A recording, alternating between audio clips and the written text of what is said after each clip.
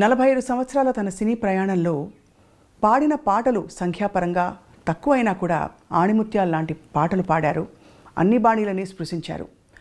లాలు దర్వాజా లస్కర్ బోనాల పండగ, హుషారైన పాట, జోలా జోలమ్మ జోలా, చలాకీ పాట, మాటే మంత్రము, మంచి రొమాంటిక్ మెలడీ, పిబరే రామరసం, భక్తిరస ప్రధానమైన శాస్త్రీయ బాణి, వేదం అణువణువున నాదం, ఎంతో క్లిష్టమైన శాస్త్రీయ బాణిలో ఉండే పాట.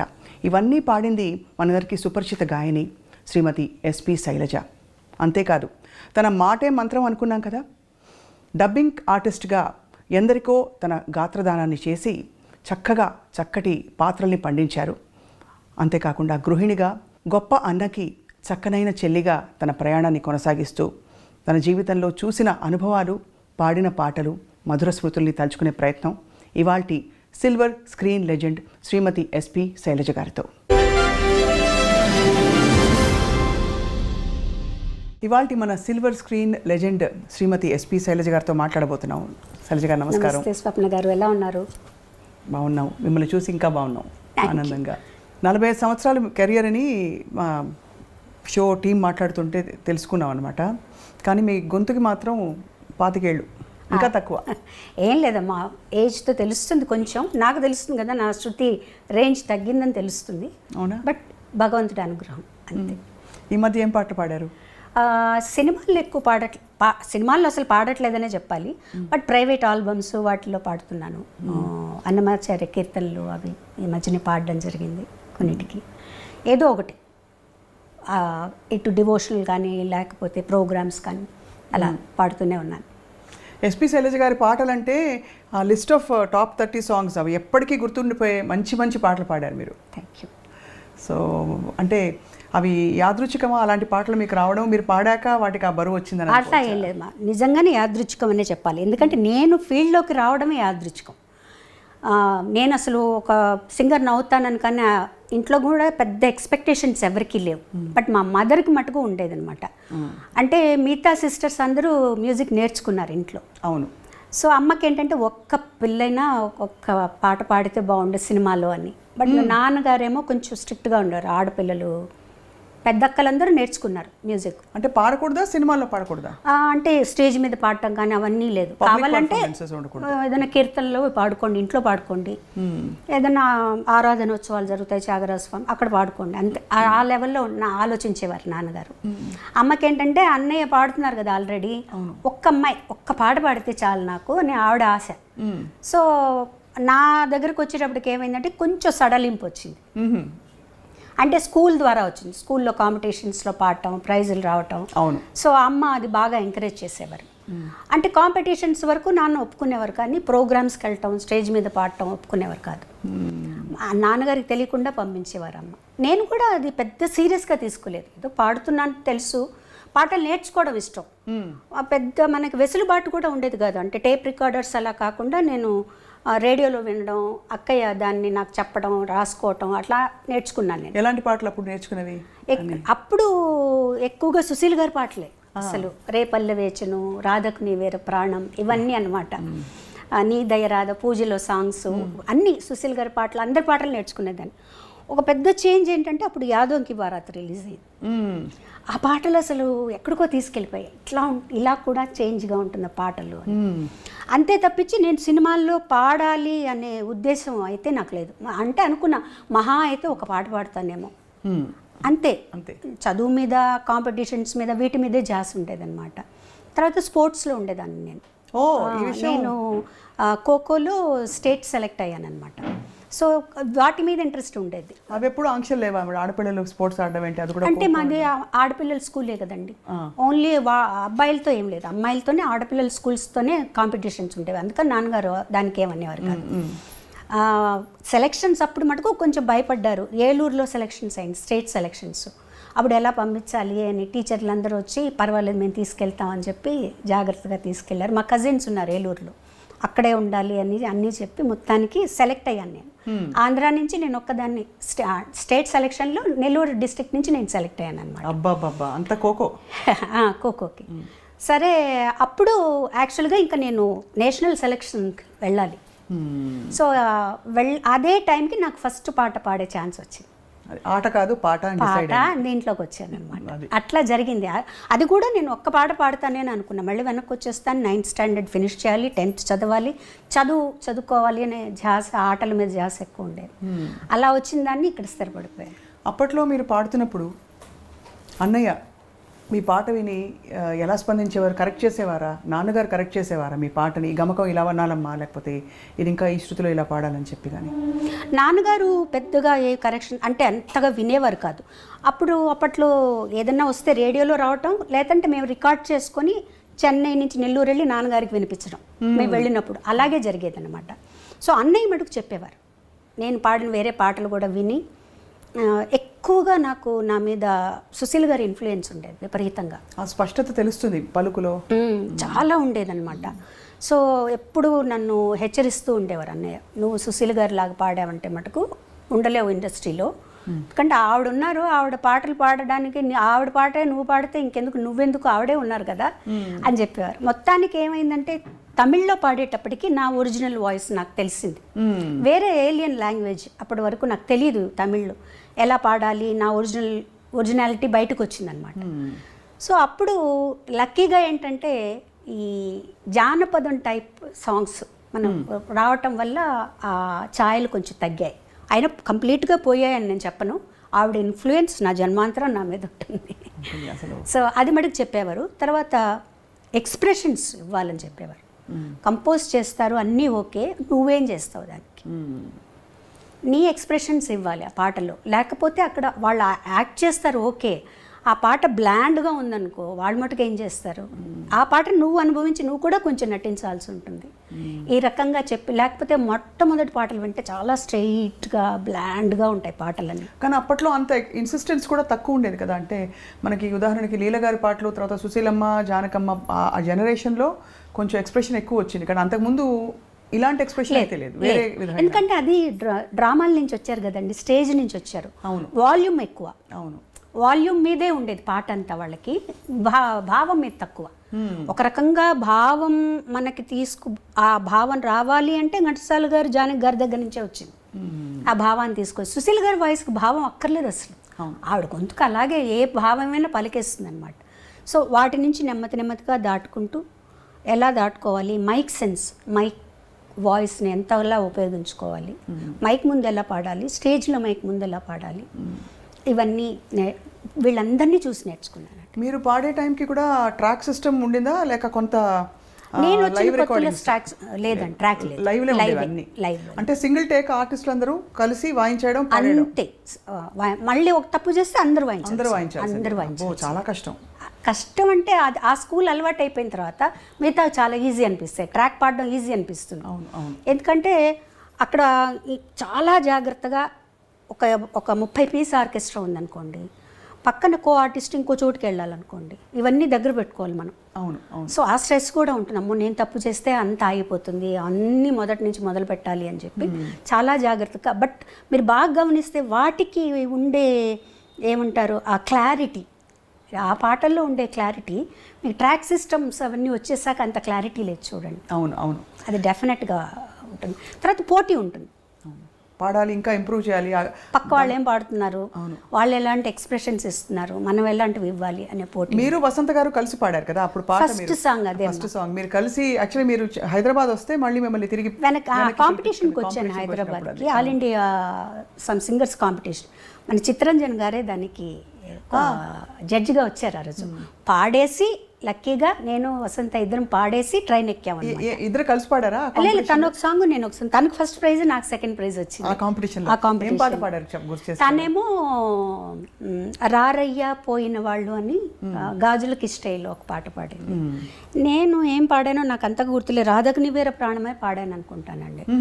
సో అది పాడిన తర్వాత మధ్యాహ్నానికి మాకు అప్పుడు ఫోన్లు ఎవరింటికో తెలిసిన వాళ్ళ ఇంటికి ఫోన్ చేసి అన్నయ్య పిల్లలిద్దరిని ట్రైన్ ఎక్కించి మార్నింగ్ కల్లా చెన్నైలో ఉండేటట్టు చేయమన్నారు అనమాట. సో ఆ కాంపిటీషన్ పాడి ట్రైన్ ఎక్కి వచ్చేసాం.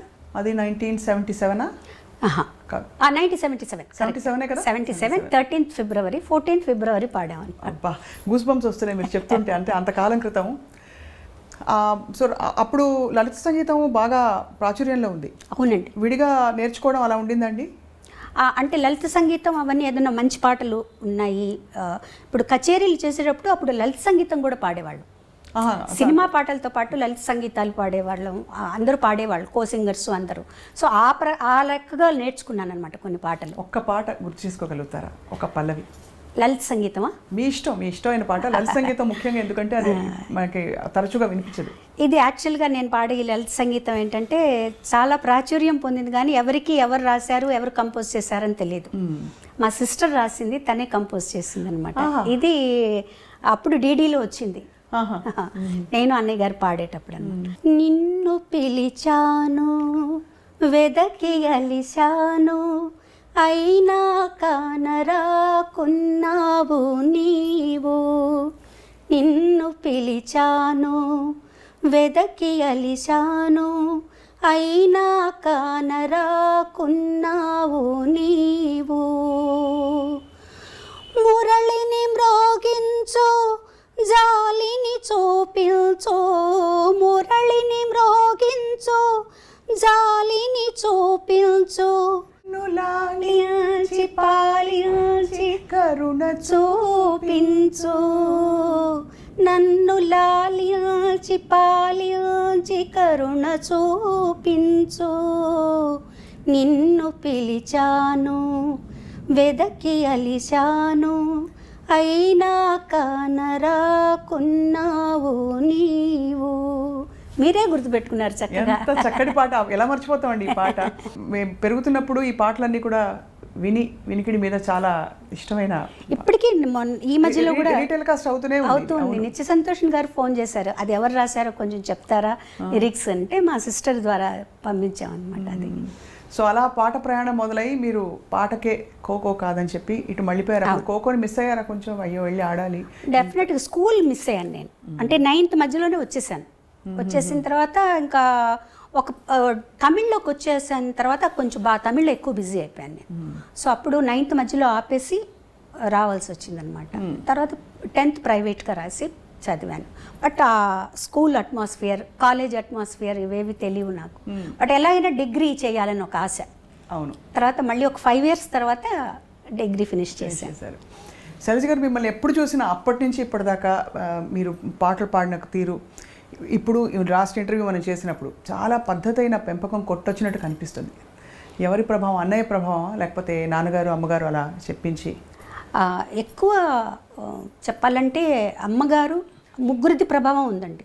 ముందు అమ్మగారు ఎంత మనకి స్వాతంత్రం ఇస్తారో అంత స్ట్రిక్ట్గా ఉండేవారు. దాన్ని మీరు ఉపయోగించుకోండి తప్పించి దాన్ని నిరుపయోగం చేసుకోకూడదు. నేను ఇచ్చే స్వాతంత్రాన్ని దాన్ని చక్కగా ఉపయోగించుకోండి, అంతేగాని ఓవర్గా ఇవన్నీ ఉండకూడదు. పద్ధతిగా అలా ఉండాలి. ఉదాహరణకి అంటే కట్టుబొట్టు అలాగా? కట్టుబొట్టు అలాగే. అంటే ఎంత అమ్మ అంటే, మేము స్కూల్కి వచ్చాక 2 జడలు వేసుకోవడం, స్కూల్లో తప్పనిసరి కాబట్టి వేసుకునేవాళ్ళం. మా అక్కయ్యలు 2 జడలు కూడా వేసుకోకూడదు, 1 జడ వేసుకోవాలి. 2 జడలు కంటే 1 జడ ఇంకా పద్ధతి అలా ఉండేవన్నమాట. మా దగ్గరకు వచ్చినప్పుడు స్కూల్కి కంపల్సరీగా ఇలా కట్టుకొని వెళ్ళాలి, 2 జడలు కట్టుకుని వెళ్ళాలి. సో అది అలవాటు అయిపోయింది, అలా ఉండేది. తర్వాత సినిమాలు కూడా మా అమ్మగారు, నాన్నగారు, మా నాన్నగారు అస్సలు సినిమాలు చూడరు. మా అమ్మగారు బయటికి రారు. ఎప్పుడన్నా ఏదన్నా సినిమా బాగుంది అంటే చూసి ఎవరన్నా వచ్చి చెప్తే ఈ సినిమా చూడొచ్చు అంటే మమ్మల్ని పంపించేవాళ్ళు. ఓహో, సినిమాలు చూడడం కూడా. తర్వాత కొంచెం మా జనరేషన్ వచ్చేటప్పటికి మేము కొంచెం స్వాతంత్రం వచ్చిందనమాట. మా అక్కయ్య వాళ్ళనైతే అసలు కొన్ని సినిమాలకి వెళ్ళకూడదు, ఏంటంటే అందులో వర్షంలో తడుస్తారట హీరోయిన్. సో అలా ఉండేది. బట్ చదువులో కానీ, ఆటల్లో కానీ, కాంపిటీషన్స్, పాటల్లో కానీ వీటన్నిటిలో ఎంకరేజ్ చేసేవారు. అన్ని కాంపిటీషన్స్కి పంపించేవారు. డ్రాయింగ్ కాంపిటీషన్ దగ్గర నుంచి తర్వాత జనరల్ నాలెడ్జ్ అన్నిటికీ పంపించేవారు అనమాట అమ్మ. ఆ విషయంలో మటుకు ఇది. తర్వాత ఏదైనా స్టేజ్ మీద నేను పాడుతాను అంటే మటుకు వద్దనేవారు కాదు. వెళ్ళు పాడు, ఆ స్టేజ్ ఫియర్ పోతుంది నీకు, ఎవరో ఒకరిని తోడిచ్చి పంపించి నాతో పాడించేవారు అనమాట. అది కూడా నాన్నగారికి అంత ఇష్టం ఉండేది కాదు. మరి ఎలా మేనేజ్ చేసి? అమ్మ మేనేజ్ చేసి తెలియకుండా పంపించేసారు. స్కూల్కి వెళ్ళిందనో ఎక్కడికో వెళ్ళిందనో అని చెప్పి పంపించేసేవారు అనమాట. వన్స్ అన్నయ్య సినిమాల్లోకి వచ్చిన తర్వాత కొంచెం బాలు సినిమాలో పాడుతున్నారు, వాళ్ళ కుటుంబం ఇట్లా అయిన తర్వాత అప్పుడు నాన్నగారు కూడా కొంచెం పర్వాలేదు, అబ్బాయి అక్కడ ఉన్నాడు కాబట్టి అన్నయ్యతోటే కచేరీలకు వెళ్ళేదాన్ని, 1-2 కచేరీలకు హాలిడేస్లో. తను ఉన్నాడు కాబట్టి పర్వాలేదు అని చెప్పి పంపించారనమాట. మొదటి పాట పాడుతా ఉంటే సరే వెళ్ళరండి. అప్పుడు కూడా అందులో చిన్నపిల్లలం కాబట్టి ఆయన పెద్ద మాకు ఏం అడ్డంకి చెప్పలేదు. నాన్నగారికి చెప్పే తీసుకెళ్లారనమాట సాంగ్కి. ఎందుకు అడిగాను ప్రత్యేకంగా అంటే సాహిత్యాల విషయంలో కూడా కొంచెం ట్రెడిషనల్గా ఉండే ఇళ్లలో ఈ సాహిత్యం పాడద్దు పాడించద్దు అని కూడా కొన్ని ఆంక్షలను చెప్పను, కానీ కొన్ని నియమాలు ఉంటాయి. సో ఆ నియమాలు అంటే ఉదాహరణకి రొమాంటిక్ డ్యూయట్స్ ఒక దశకంలో అయితే బాగా సాహిత్యాలు కొద్దిగా శృతి మించి కూడా మనం ఉన్నాయి, ఎప్పుడూ ఉన్నాయండి. అంటే మరీ ఇప్పుడు సపోజ్ నేను అన్నయ్య పాడుతున్నాను అనుకో, అసలు నేను అన్నయ్య డ్యూయట్ పాడేటప్పుడే నేను బుక్ ఇలా అడ్డం పెట్టుకుని పాడేదాన్ని. నాకు మొహమాటంగా ఉండేది చాలా. తర్వాత తను చెప్పేవాడు ఇలా అయితే ఎలా పాడగలుగుతాం, అప్పటికి ఇంకా అంత పెద్దగా ట్రాక్ సిస్టమ్ లేదు కదా, అలా ఉంటే పాడొచ్చు, ఇద్దరం కలిసి పాడాల్సి వచ్చినప్పుడు నువ్వు అలా ఉండకూడదు, పాటగా తీసుకో అని. లక్కీగా ఏంటంటే మా ఇద్దరికి అలాంటి సాంగ్స్ రాలేదు. అవును, ఇద్దరికి అంత భయంకరమైన సాహిత్యం ఉన్నవి లేవు.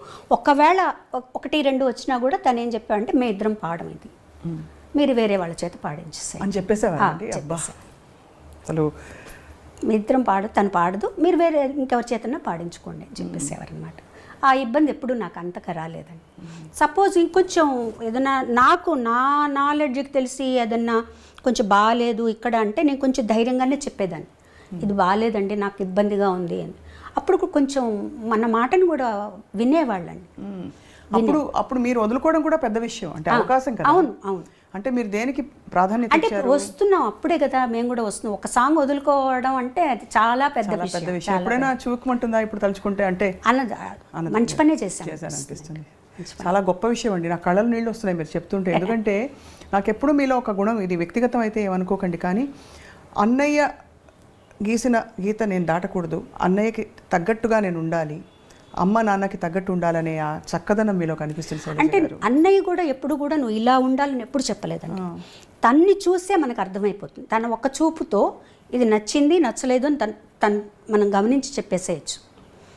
మన బిహేవియర్ ఎలా ఉన్నప్పుడు తను ఒక చూపు చూశాడంటే సేమ్ మా మదర్ అనమాట, ఓకే అర్థమైపోతుంది తనకు నచ్చలేదు, తనకు నచ్చినట్టు మనం ఉండాలి. అంటే చాలామంది అంటారు, అంటే మీ ఇండివిజువాలిటీని వదులుకోవడం కదండి అది. బాలుగారు చెప్పినట్టే మీరు ఉండాలి, ఆయన పద్ధతిలోనే మీరు ఉండాలి అంటే నేనేం నష్టపోలేదు కదండి. నేనేమి నష్టపోలేదు. నేను ఫీల్ అయితే నాకు స్వాతంత్రం లేదు, నేను ఇలా ఉండాలి అలా ఉండాలనుకుంటున్నాను అలా వెళ్ళాలనుకుంటున్నాను అంటే అప్పుడు నేను బాధపడచ్చు. నాకేమాత్రం లేదు, ఓకే నేను, ఎందుకంటే తను ఎంత కష్టపడుతున్నాడో, తను ఎంత పద్ధతిగా ఉన్నాడో, అందరితో ఎలా మెలుగుతున్నాడో అవన్నీ తన్ని ఇక్కడికి వచ్చాక, చెన్నై వచ్చాక నాకు అర్థమైంది. పెద్ద ఫ్యామిలీ మాది, ఆ ఫ్యామిలీని అంతా తనే పోషిస్తున్నారు. అలాంటప్పుడు తను ఎంత పద్ధతిగా ఉండాలి, ఎంత వర్క్ చేయాలి, డే అండ్ నైట్ వర్క్ చేసేవాడు. తను పిల్లలతో స్పెండ్ చేయలేదని అదని ఇదన్నీ అన్నా కూడా ఇంత ఫ్యామిలీ గడవాలి అంటే తను పిల్లలతో స్పెండ్ చేస్తే అవ్వదు. నేను ఆ ఫీల్డ్లోకి వచ్చిన తర్వాత ఇవన్నీ నాకు అర్థమయ్యాయి మోర్ దెన్, ఎందుకంటే మిగతా వాళ్ళందరికంటే కూడా నేను తనతో ఎక్కువ స్పెండ్ చేశాను. సో నాకు అప్పుడు అర్థమైంది తను నలుగురితో ఎలా ఉంటారు, ఏమన్నా ఏ ప్రాబ్లమ్స్ ఉన్నా అవి ఇంటి దగ్గర. వన్స్ స్టూడియోకి వచ్చేసాక అసలు కంప్లీట్గా బాలసుబ్రహ్మణ్యం ఆ పాటకు చేంజ్ అయిపోతాడు అంతే. సో ఇవన్నీ కూడా ప్రొఫెషనల్గా మనం ఇలా ఉండాలి, ఈ పద్ధతిలో ఉండాలి. మనలో అనవసరంగా ఒక మాట మనం మాట్లాడకూడదు, మన గురించి ఇంకొకళ్ళు మాట్లాడకూడదు అంతే. ఆ పద్ధతి అట్లా అలవాటైపోయింది తనతో ఉండి. మాటే మంత్రము పాట పాడినప్పుడు మీరు చాలా చిన్నవారు, మీరు బాలుగారు కలిసి పాడిన ఈ పాట ఇప్పటికీ స్టేజ్ మీద హిట్ సాంగ్స్లో ఇష్టపడి, నేను సినిమా పాటలు నాకు అన్నీ రావు కానీ పాడమంటే ఈ పాట చాలా ఇష్టంగా ఎంచుకునే పాట. ఆ పాట పాడినప్పుడు అంత అలవోకగా, అంత పవిత్రంగా, బ్యూటిఫుల్ మెలడీ, అది రొమాన్స్ పలికించడం కూడా అంత అందంగా ఎలా పాడారండి? యాక్చువల్గా మొదట తమిళ్లో వచ్చిందండి అది. తమిళ్లో ఇళయరాజా గారు, జెన్సీ గారు పాడారు, సింగర్ జెన్సీ గారు ఉండారు తమిళ్లో, ఆవిడ పాడారు. ఆ పాట విన్నప్పుడు నేను చాలా ఇన్స్పైర్ అయ్యాను. ఎంత బాగుంది ఈ సాంగ్, అసలు బ్యాక్గ్రౌండ్స్ కానీ సాంగ్ కానీ, ఇట్లాంటి పాటలు పాడే అదృష్టం దొరుకుతుంది అన్నప్పుడు సీతాకోకచిలకలో ఇవాళ రికార్డింగ్ ఉందని వెళ్ళిన తర్వాత ఆ ట్యూన్ వినిపించగానే నాకు అసలు చాలా ఆనందం వేసేసింది అనమాట. ఈ పాట మనం పాడాలనుకున్నాం, మనకు వచ్చింది ఈ పాట అని. ఆ బ్యాక్గ్రౌండ్స్ మీరు ఇప్పుడు కాదు ఇంకో 10 సంవత్సరాల తర్వాత విన్నా కూడా అండి మనల్ని ఎక్కడికో తీసుకెళ్ళిపోతాయి. అప్పుడు ఇలా చేశారా, ఇంత మంచి బ్యాక్గ్రౌండ్స్ ఇచ్చారా, ఎంత బ్యూటిఫుల్గా ఒక సాంగ్ కంపోజ్ చేశారా అనిపిస్తుంది. ఎన్నిసార్లు పాడారు మీరు అన్నట్టు, ఆ పాట ఎన్నిసార్లు పాడినా కూడా మనల్ని ఒక లోకల్లోకి తీసుకెళ్ళిపోతుంది. కానీ నేను అన్నయ్య కూడా ఇద్దరం చాలా ఎంజాయ్ చేస్తూ ఆ పాటని చాలా అందంగా రావాలి ఈ పాట అని ఒక తపంతో పాడా. నిజంగా ఆ పైకి వెళ్ళిన ఆ 2 లైన్లు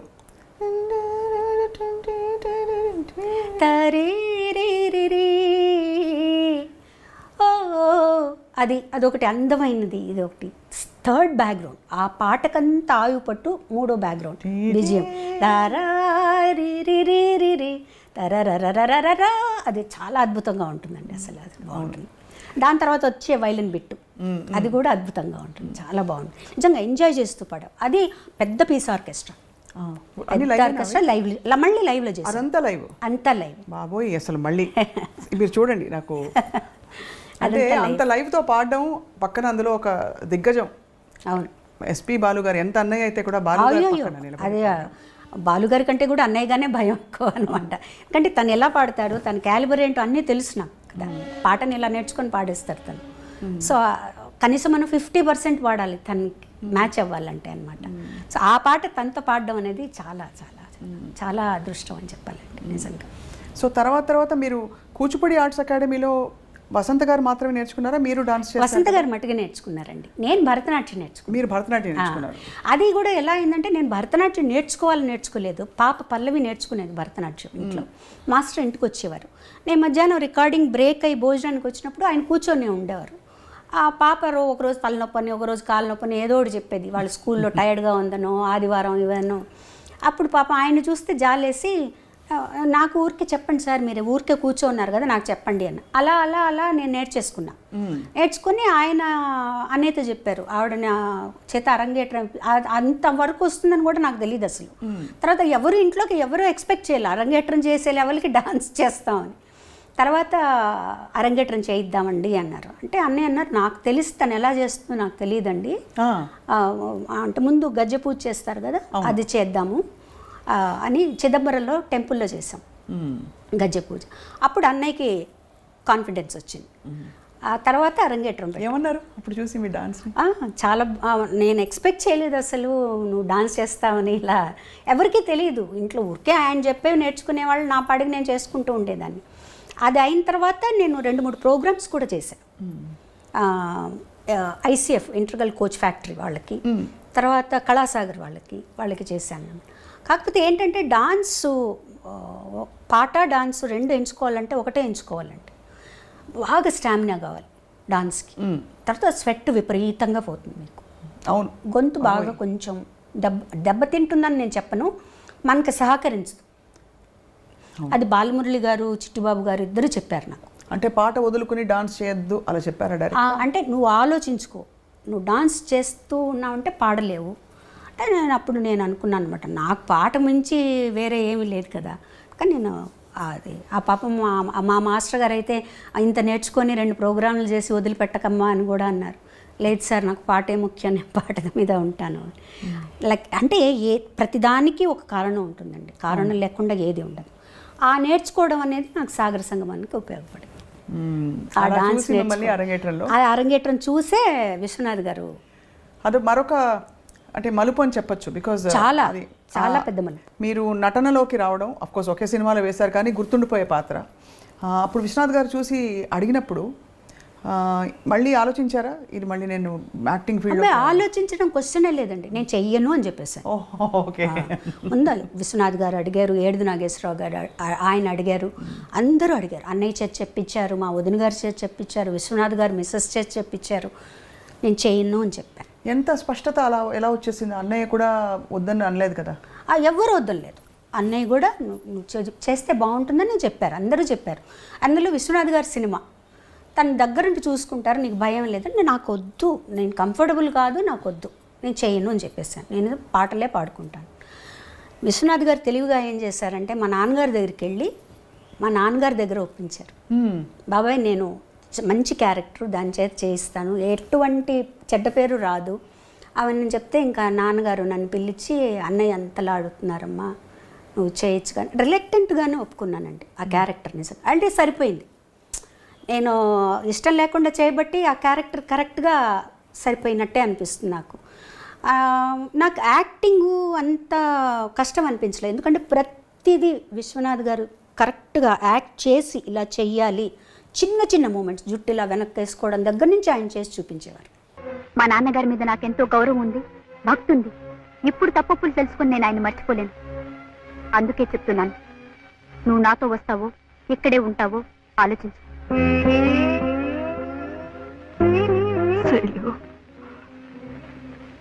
నువ్వు ఇంకా చిన్న పిల్లవే అనుకున్నాను. చాలా ఎదిగిపోయావమ్మా.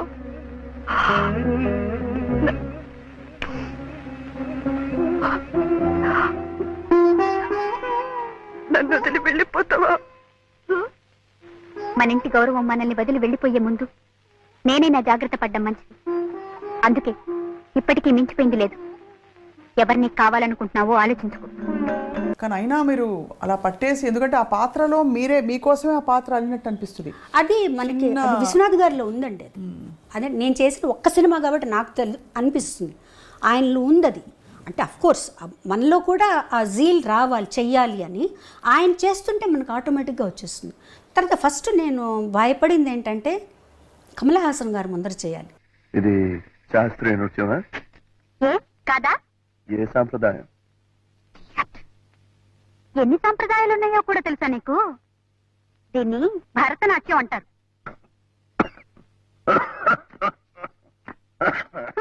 అమ్మో, అది నాకు అసలు నాకు వచ్చే ఆయన చెప్పినట్టు ఏదో కోతులు అవి గెంతులు వేస్తున్నట్టు, భూతాలు దయ్యాలు అన్నట్టు ఆ నా డాన్స్ సినిమా డాన్స్కి సరిపోదు. ఎందుకంటే సినిమా డాన్స్లో అన్నీ మిక్స్ అవుతాయండి. కథక్కు అన్నీ మిక్స్ చేస్తారు. కూచిపూడి ఎక్కువగా ఉంటుంది శేషు మాస్టర్ గారి డాన్స్లో. అందులో ఆ సినిమాకి 3 డాన్స్ మాస్టర్లు. సో ఇలా అందులో ఒక పాటకి శేషు మాస్టర్ గారు, ఒక పాటకి రఘురామ్ మాస్టర్ గారు. నాకు వేదానికి రఘురామ్ మాస్టర్ గారు, ఓం నమ శివాయకి శేషు మాస్టర్ గారు.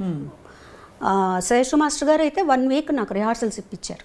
అంటే పాట పెట్టి రిహార్సల్స్ అంత రిహార్సల్ చేసి అంతా ఓకే చేసుకున్న తర్వాత సెట్కి వెళ్ళిపోయిన తర్వాత విశ్వనాథ్ గారు ఈ మూమెంట్ మార్చేద్దాం, ఆ మూమెంట్ ఇలా మార్చేద్దాం. నాకు భయం వచ్చేసేది, బాబోయ్ నేను చేయలేనేమో అని. కానీ చేయించారు, బాగా చేయించారు. నీకేం భయం లేదు, నువ్వు టైం తీసుకో అని. బట్ డాన్స్ కొంచెం కష్టపడ్డాను, కానీ నటన మటుకు విశ్వనాథ్ గారు చెప్పినట్టే చేశాను. ఆయన ఎలా చెప్తే అలా చేశాను. ఏమిటి మమ్మీ ఉన్నట్టుండి ఎక్కడికి ప్రయాణం? డాక్టర్ తాతగారింటికి. అక్కడే కొన్నాళ్ళ పాటు ఉండి నువ్వు డాన్స్ నేర్చుకోవాలి. ఇంకా కొత్తగా నేర్చుకునేదే ఉంది. ఎన్నో ప్రోగ్రామ్స్ సన్మానాలు అయ్యాక. అదే నేను చేసిన పొరపాటు. పాకడం కూడా సరిగ్గా రాని పాప పరిగెత్తుతానంటే సరే అన్నాను. ఓహో, అయితే కొత్తగా నడకలు నేర్పే గురువు గారు అక్కడే ఆ ఊళ్ళోనే ఉన్నారన్నమాట. అవును. ఎవరు? బాలకృష్ణ గారు. వాట్?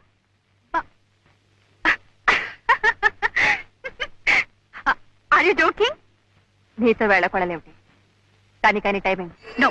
నన్ను గురించి అంత చండాలంగా రాసిన తర్వాత నేను వాడి దగ్గర శైలు, బాలకృష్ణ గారు నీకు గురువు గారు. ఆయన గారి దగ్గర నేనే నేర్చుకుంటాను. కానీ ఇప్పుడు వెనక్కి తిరిగి ఆలోచించుకుంటే అండి, నేను కానీ ఆ సినిమా వద్దు అనుకొని ఉంటే ఎంత మంచి పాటలను పోగొట్టుకొని ఉండేదాన్ని. అయ్యో కదా.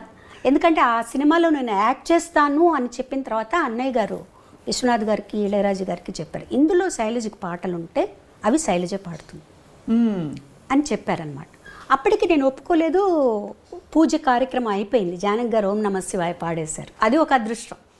అదొక అదృష్టం. అండ్ అది లాజికల్ కూడా వేరే వాళ్ళు పాడతారు, వేరే వాళ్ళే పాడతారు డాన్స్ కాబట్టి లాజికల్గా కూడా పాడతారు. ఆ తర్వాత రాజా గారు ఏమన్నారంటే ఇంకో ఒక్క సాంగ్ తనకు వస్తుంది, అది తను పాడుతుంది, ఇంకో మంచి పాటలు కూడా ఉన్నాయి, తన చేతి పాడిద్దామని నాద వినోదము, వేవేల గోపెమ్మల భేదము పాడించారనమాట. నాద వినోదము నాట్య విలాసము పరమ సుఖము పరము, అభినయ వేదము సభకనువాదము సలుపు పరమ పదము, భావములు భంగిమలు గానములు గమకములు, భావములు భంగిమలు గానములు గమకములు ఆంగికమౌతపమీ గతి సేయగ నాద వినోదము నాట్య విలాసము పరమ సుఖము పరము, అభినయ వేదము సభకనువాదము సలుపు పరమ పదము. ఎంత బ్యూటిఫుల్ సాంగ్స్ Beautiful songs, నిజంగా. ఐ థింక్ రాబోయే 50 సంవత్సరాలు అసలు ఏమాత్రం ఇది ఇప్పుడే పుట్టిన పాటలాగా పాడుకుంటున్నారు. ఇప్పుడు కూడా అంతే కదండి. అవును. ఆ తర్వాత ఇంకోటి ఏంటంటే ఆ టైంలో ఆ పాటలు నా చేత పాడించాల్సిన అవసరం లేదు వాళ్ళకి. సుశీల్ గారు ఉన్నారు, జానక్ గారు ఉన్నారు, వాణిజ్యరామ్ గారు ఉన్నారు. ఇంతమంది ఉన్నప్పుడు నా చేత ఇప్పుడు నేను పాడింది అనుకోండి, నా చేత పాడించవచ్చు. మిగతా పాటలు కూడా నా చేత పాడించాల్సిన అవసరం లేదు. అంత మంచి సాంగ్స్ వచ్చాయి నాకు. అవును. అసలు సాగర సంగమం అంటే నాకు ఆ సాంగ్స్ కోసమే నేను తర్వాత ఆలోచించుకున్నాను. యాక్టింగ్ అన్ని పక్కన పెట్టేద్దాం. అండ్ అది కూడా రికార్డింగ్కి వెళ్ళినప్పుడు మీరు ఇబ్బంది పడి భయపడ్డారు, మళ్ళీ నేర్చుకుని ప్రాక్టీస్ చేసుకురా. వేదం సాంగ్ అలాగే అయింది. అంటే అన్ని లైవ్ సాంగ్. వేదం లైవ్గా తీసామండి. లైవ్ అక్కడికి వెళ్ళి నేర్చుకున్నాం. అక్కడికి వెళ్ళి అప్పుడే నేర్చుకుని అప్పుడే పాడడం. అది స్వరం నేర్చుకున్నామండి. ఫస్ట్ మేము స్వరం చెప్పారు నాకు. అసిస్టెంట్ గారు ఏం చేస్తారంటే మా స్వరం పాడాలి, మీరు స్వరం నేర్చుకోమంటారు. నేను స్వరం పాడడం ఎప్పుడు ఈజీ, అకారం కంటే కదా. స్వరం పాడేశాను. మానిటర్లో విని ఇళయరాజా గారు అన్నారు, స్వరం కాదు నాకు ఆలాపన కావాలి అన్న. రావట్లేదు ఆ ఫాస్ట్నెస్కి ఆలాపన. నేను చాలా టెన్షన్ పడిపోయాను. అన్నయ్య వేరే చోటుకి వెళ్ళాలి, వాళ్ళు ఇంత మంచి పాట ఇచ్చారు, పాడుతా అసగం భయం. అప్పుడు ఇళయరాజా గారు నువ్వు పని చేయి, నువ్వు స్వరం ఆయన అర్థం చేసుకు, నువ్వు స్వరం పాడేసేయి, రేపు మార్నింగ్ వచ్చి నైట్ అంతా ప్రాక్టీస్ చేసి మార్నింగ్ వచ్చి ఆలాపన పాడు. ఆ బిట్ ఆలాపన పాడేసేమన్నారు. నైట్ అంతా ప్రాక్టీస్ చేసి మార్నింగ్ వెళ్తే ఎంత సులభంగా అనిపించిందో అసలు. అంటే నేను అడిగాను, ఏంటి సార్ నిన్న రాలేదు ఇవాళ ఎట్లా వచ్చిందంటే, సాధనమ్మా అంతే, నిన్న టైం లేదు నీకు పట్టుకోవడానికి, రాత్రంతా ప్రాక్టీస్ చేసో సాధన ఉంటే ఆటోమేటిక్గా వస్తుంది.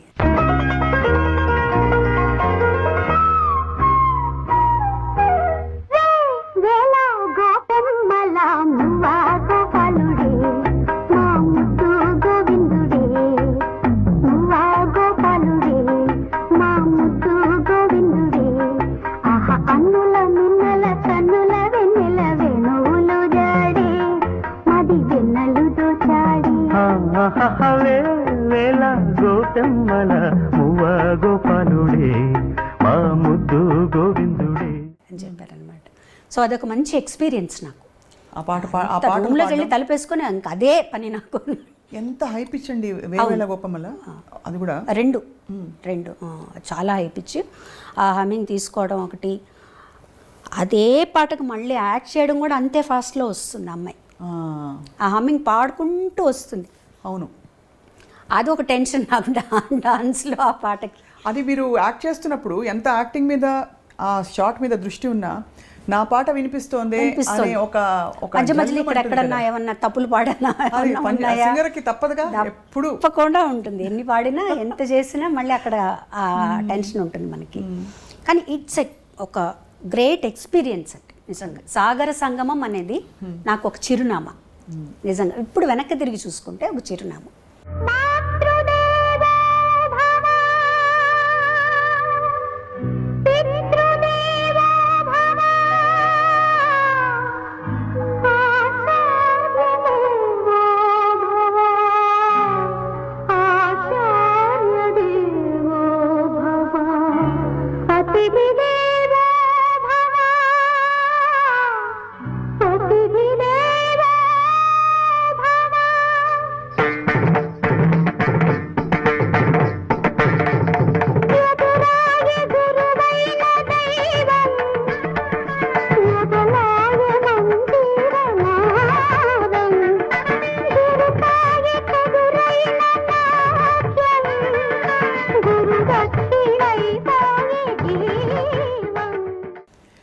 ఈ టైంకి యాక్చువల్లీ అంటే మామూలుగా మనకి మన జీవితం గురించి ఒక ఐడియా ఉంటుంది. మనం ఇలా ఉండాలి, ఇది అవ్వబోతున్నాను నేను అని. ఆ పాటకి మీకు మైండ్లో బాగా సెట్ అయిపోయి ఉంటుంది. అంటే మీరు సింగర్ అయిపోయారని, అప్పటికే చాలా పాటలు పాడారు, but singing is my life and my career అని ఆ క్షణం ఏ క్షణంలో మీకు అర్థమైంది? ఊరికే ఒకటి అర పాటలు వస్తూ అవకాశాలు వస్తూ పాడడం అది ఓకే, బట్ నేను పాట కోసమే పుట్టాను, పాట మాట నాకు అని చెప్పి ఎప్పుడు అర్థమైంది? నాకు వన్స్ నేను ఎక్స్పెక్ట్ చేయని విధంగా, ఇప్పుడంటే మనం నెలకి నేను 2 పాటలు పాడానండి, 3 పాటలు పాడానని చెప్పుకుంటున్నాం. నేను ఎక్స్పెక్ట్ చేయని విధంగా ఒక రోజు 7 పాటలు పాడాను. ఒక రోజు 7 పాటలు పాడాను. ఒక నెలలో 30 పాటలు పాడాను. సో ఇలా ఉన్నప్పుడు నాకే ఆశ్చర్యం వేసే, అసలు నా చేతి ఇలా పాడిస్తున్నారు వీళ్ళు, అంటే నాకెప్పుడు నా మీద నాకు ఒక తక్కువ అభిప్రాయం ఎప్పటికీ ఇప్పుడు ఉంది, ఎప్పుడు ఉంటుంది అది. అంటే ఒక సింగర్కి ఉండవలసిన లక్షణాల కంటే కూడా ఎక్కువ అభిమానం వచ్చేసిందేమో నా మీద జనాలకి అనే ఇది నా క్యాలిబర్ ఇంతేనేమో. ఎందుకు అనిపించింది అలాగా? అంటే ఎందుకు అనిపించింది అంటే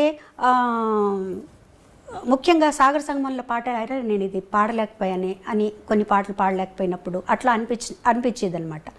మళ్ళీ తర్వాత కొంతమంది సింగర్స్ కొన్ని చెప్పేవాళ్ళు, లైక్ యేసుదాస్ గారు వీళ్ళందరూ అనేవాళ్ళు, ఎప్పుడు అలా ఇన్ఫీరియారిటీ కాంప్లెక్స్ ఉండకూడదు.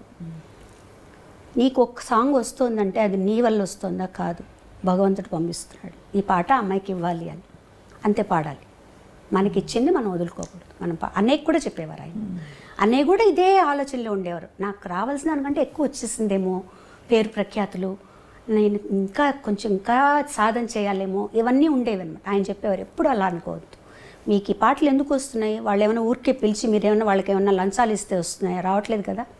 వాళ్ళు తలుచుకొని ఈ పాట తలుచుకోగానే మీ పేరు గుర్తొస్తుంది. ఇంతమంది సింగర్స్లో మిమ్మల్ని మీ పేరు ఎందుకు గుర్తొస్తుంది, ఈ పాట మీది, అట్లా అనుకోండి. ఆ తర్వాత నేను తమిళ్లో చాలా బిజీ అయిపోయాను. தமிழ்ல என்னென்ன பாடிருக்கீங்க? நிறைய பாடிருக்கேன் தமிழ்ல. எனக்கு தமிழ் பாட்டு ரொம்ப தெரியாது, மன்னிச்சிடுங்க.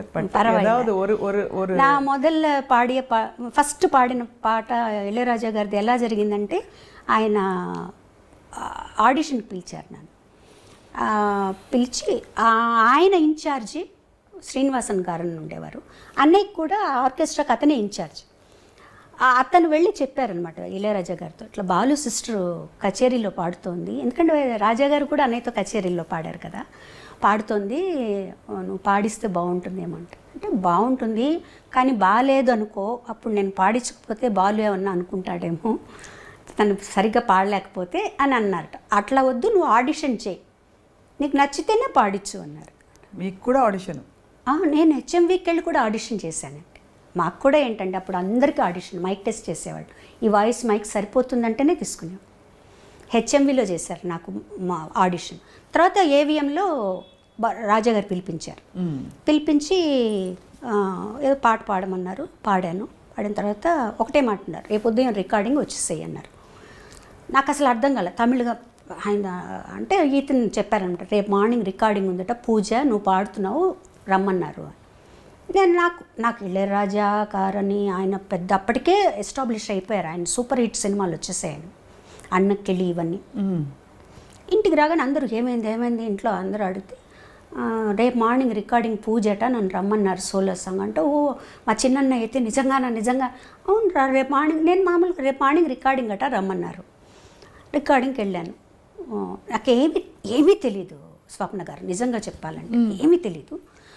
ఒక పెన్ను చేతిలో పెట్టుకున్నాను రాసుకోవడానికి. వెళ్ళి అన్నయ్య ఏం చెప్పారంటే, నువ్వు ఒక ప్రొఫెషనల్ సింగర్గా రాణించాలంటే నీ పాటికి నువ్వు వెళ్ళాలి, నీ వెనకాల ఒకళ్ళు రావాలి, నన్ను దింపాలి, నన్ను తీసుకెళ్ళాలి, అట్లా లేదు, నేను అక్కడ దింపేస్తారు, నువ్వు వెళ్ళి పరిచయం చేసుకొని నువ్వు వెళ్ళు. సరే నాకేంటి, రాజా గారు నిన్ను చూసాం కదా, అలాగే శ్రీనివాసన్ గారు ఉంటారు, భయం లేదని చెప్పి నేను వెళ్ళిపోయి పూజ కార్యక్రమం జరుగుతోంది. నేను ఒక తలుపు పక్క నిలబడ్డా, కూర్చోవాలని కూడా తెలియదు నాకు. వాళ్ళందరూ ఇంకా సింగర్ రాలేదు అని అంటున్నారు, నా వైపు చూస్తున్నారు, వెళ్తున్నారు, కానీ నేను సింగర్ అని ఎవరికి తెలియదు, నేను చెప్పలేదు, నాకు తెలియదు వాళ్ళు ఏం మాట్లాడుతున్నారు. తర్వాత కాసేపు అయిన తర్వాత ఎవరో వచ్చి, పాప నువ్వు పాడతావా, సింగర్వా? అవును, రామ్మా నీకోసం వెయిట్ చేస్తున్నారు రాజా గారు అని తీసుకెళ్ళారు.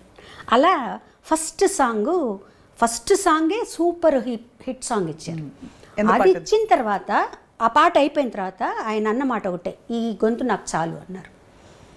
అని మధ్యాహ్నం పాట నువ్వు నాతో డ్యూయట్ పాడతావా అని అడిగారు. తప్పకుండా అప్పటికి నాకు తెలిసింది రాజా గారు అంటే ఏంటి, ఇంట్లో వాళ్ళందరూ వాళ్ళ ఎక్స్పెక్టేషన్స్ ఎట్లా ఉన్నాయి, రెండో సాంగ్ కూడా పాడదామని పిలుస్తున్నారని, తప్పకుండా పాడతానండి అని అక్కడే ఉండి 2 సాంగ్స్ పాడి వచ్చాను అనమాట. ఇంత చేసి మీరు ఇంత పాట వెనక, సరే నాన్నగారు చూసి చూడనట్టు కొంచెం ముందు ఎంకరేజ్ చేస్తూనే, నాన్నగారి దగ్గర డైరెక్ట్గా మీరు ఏమైనా పాట, హరికథ కానీ పాట కానీ నేర్చుకున్నారు? నాన్నగారు ప్రతి సంవత్సరం త్యాగరాజ ఉత్సవాలు చేసేవారండి నెల్లూరులో, ఆరాధనోత్సవాలు చేసేవారు.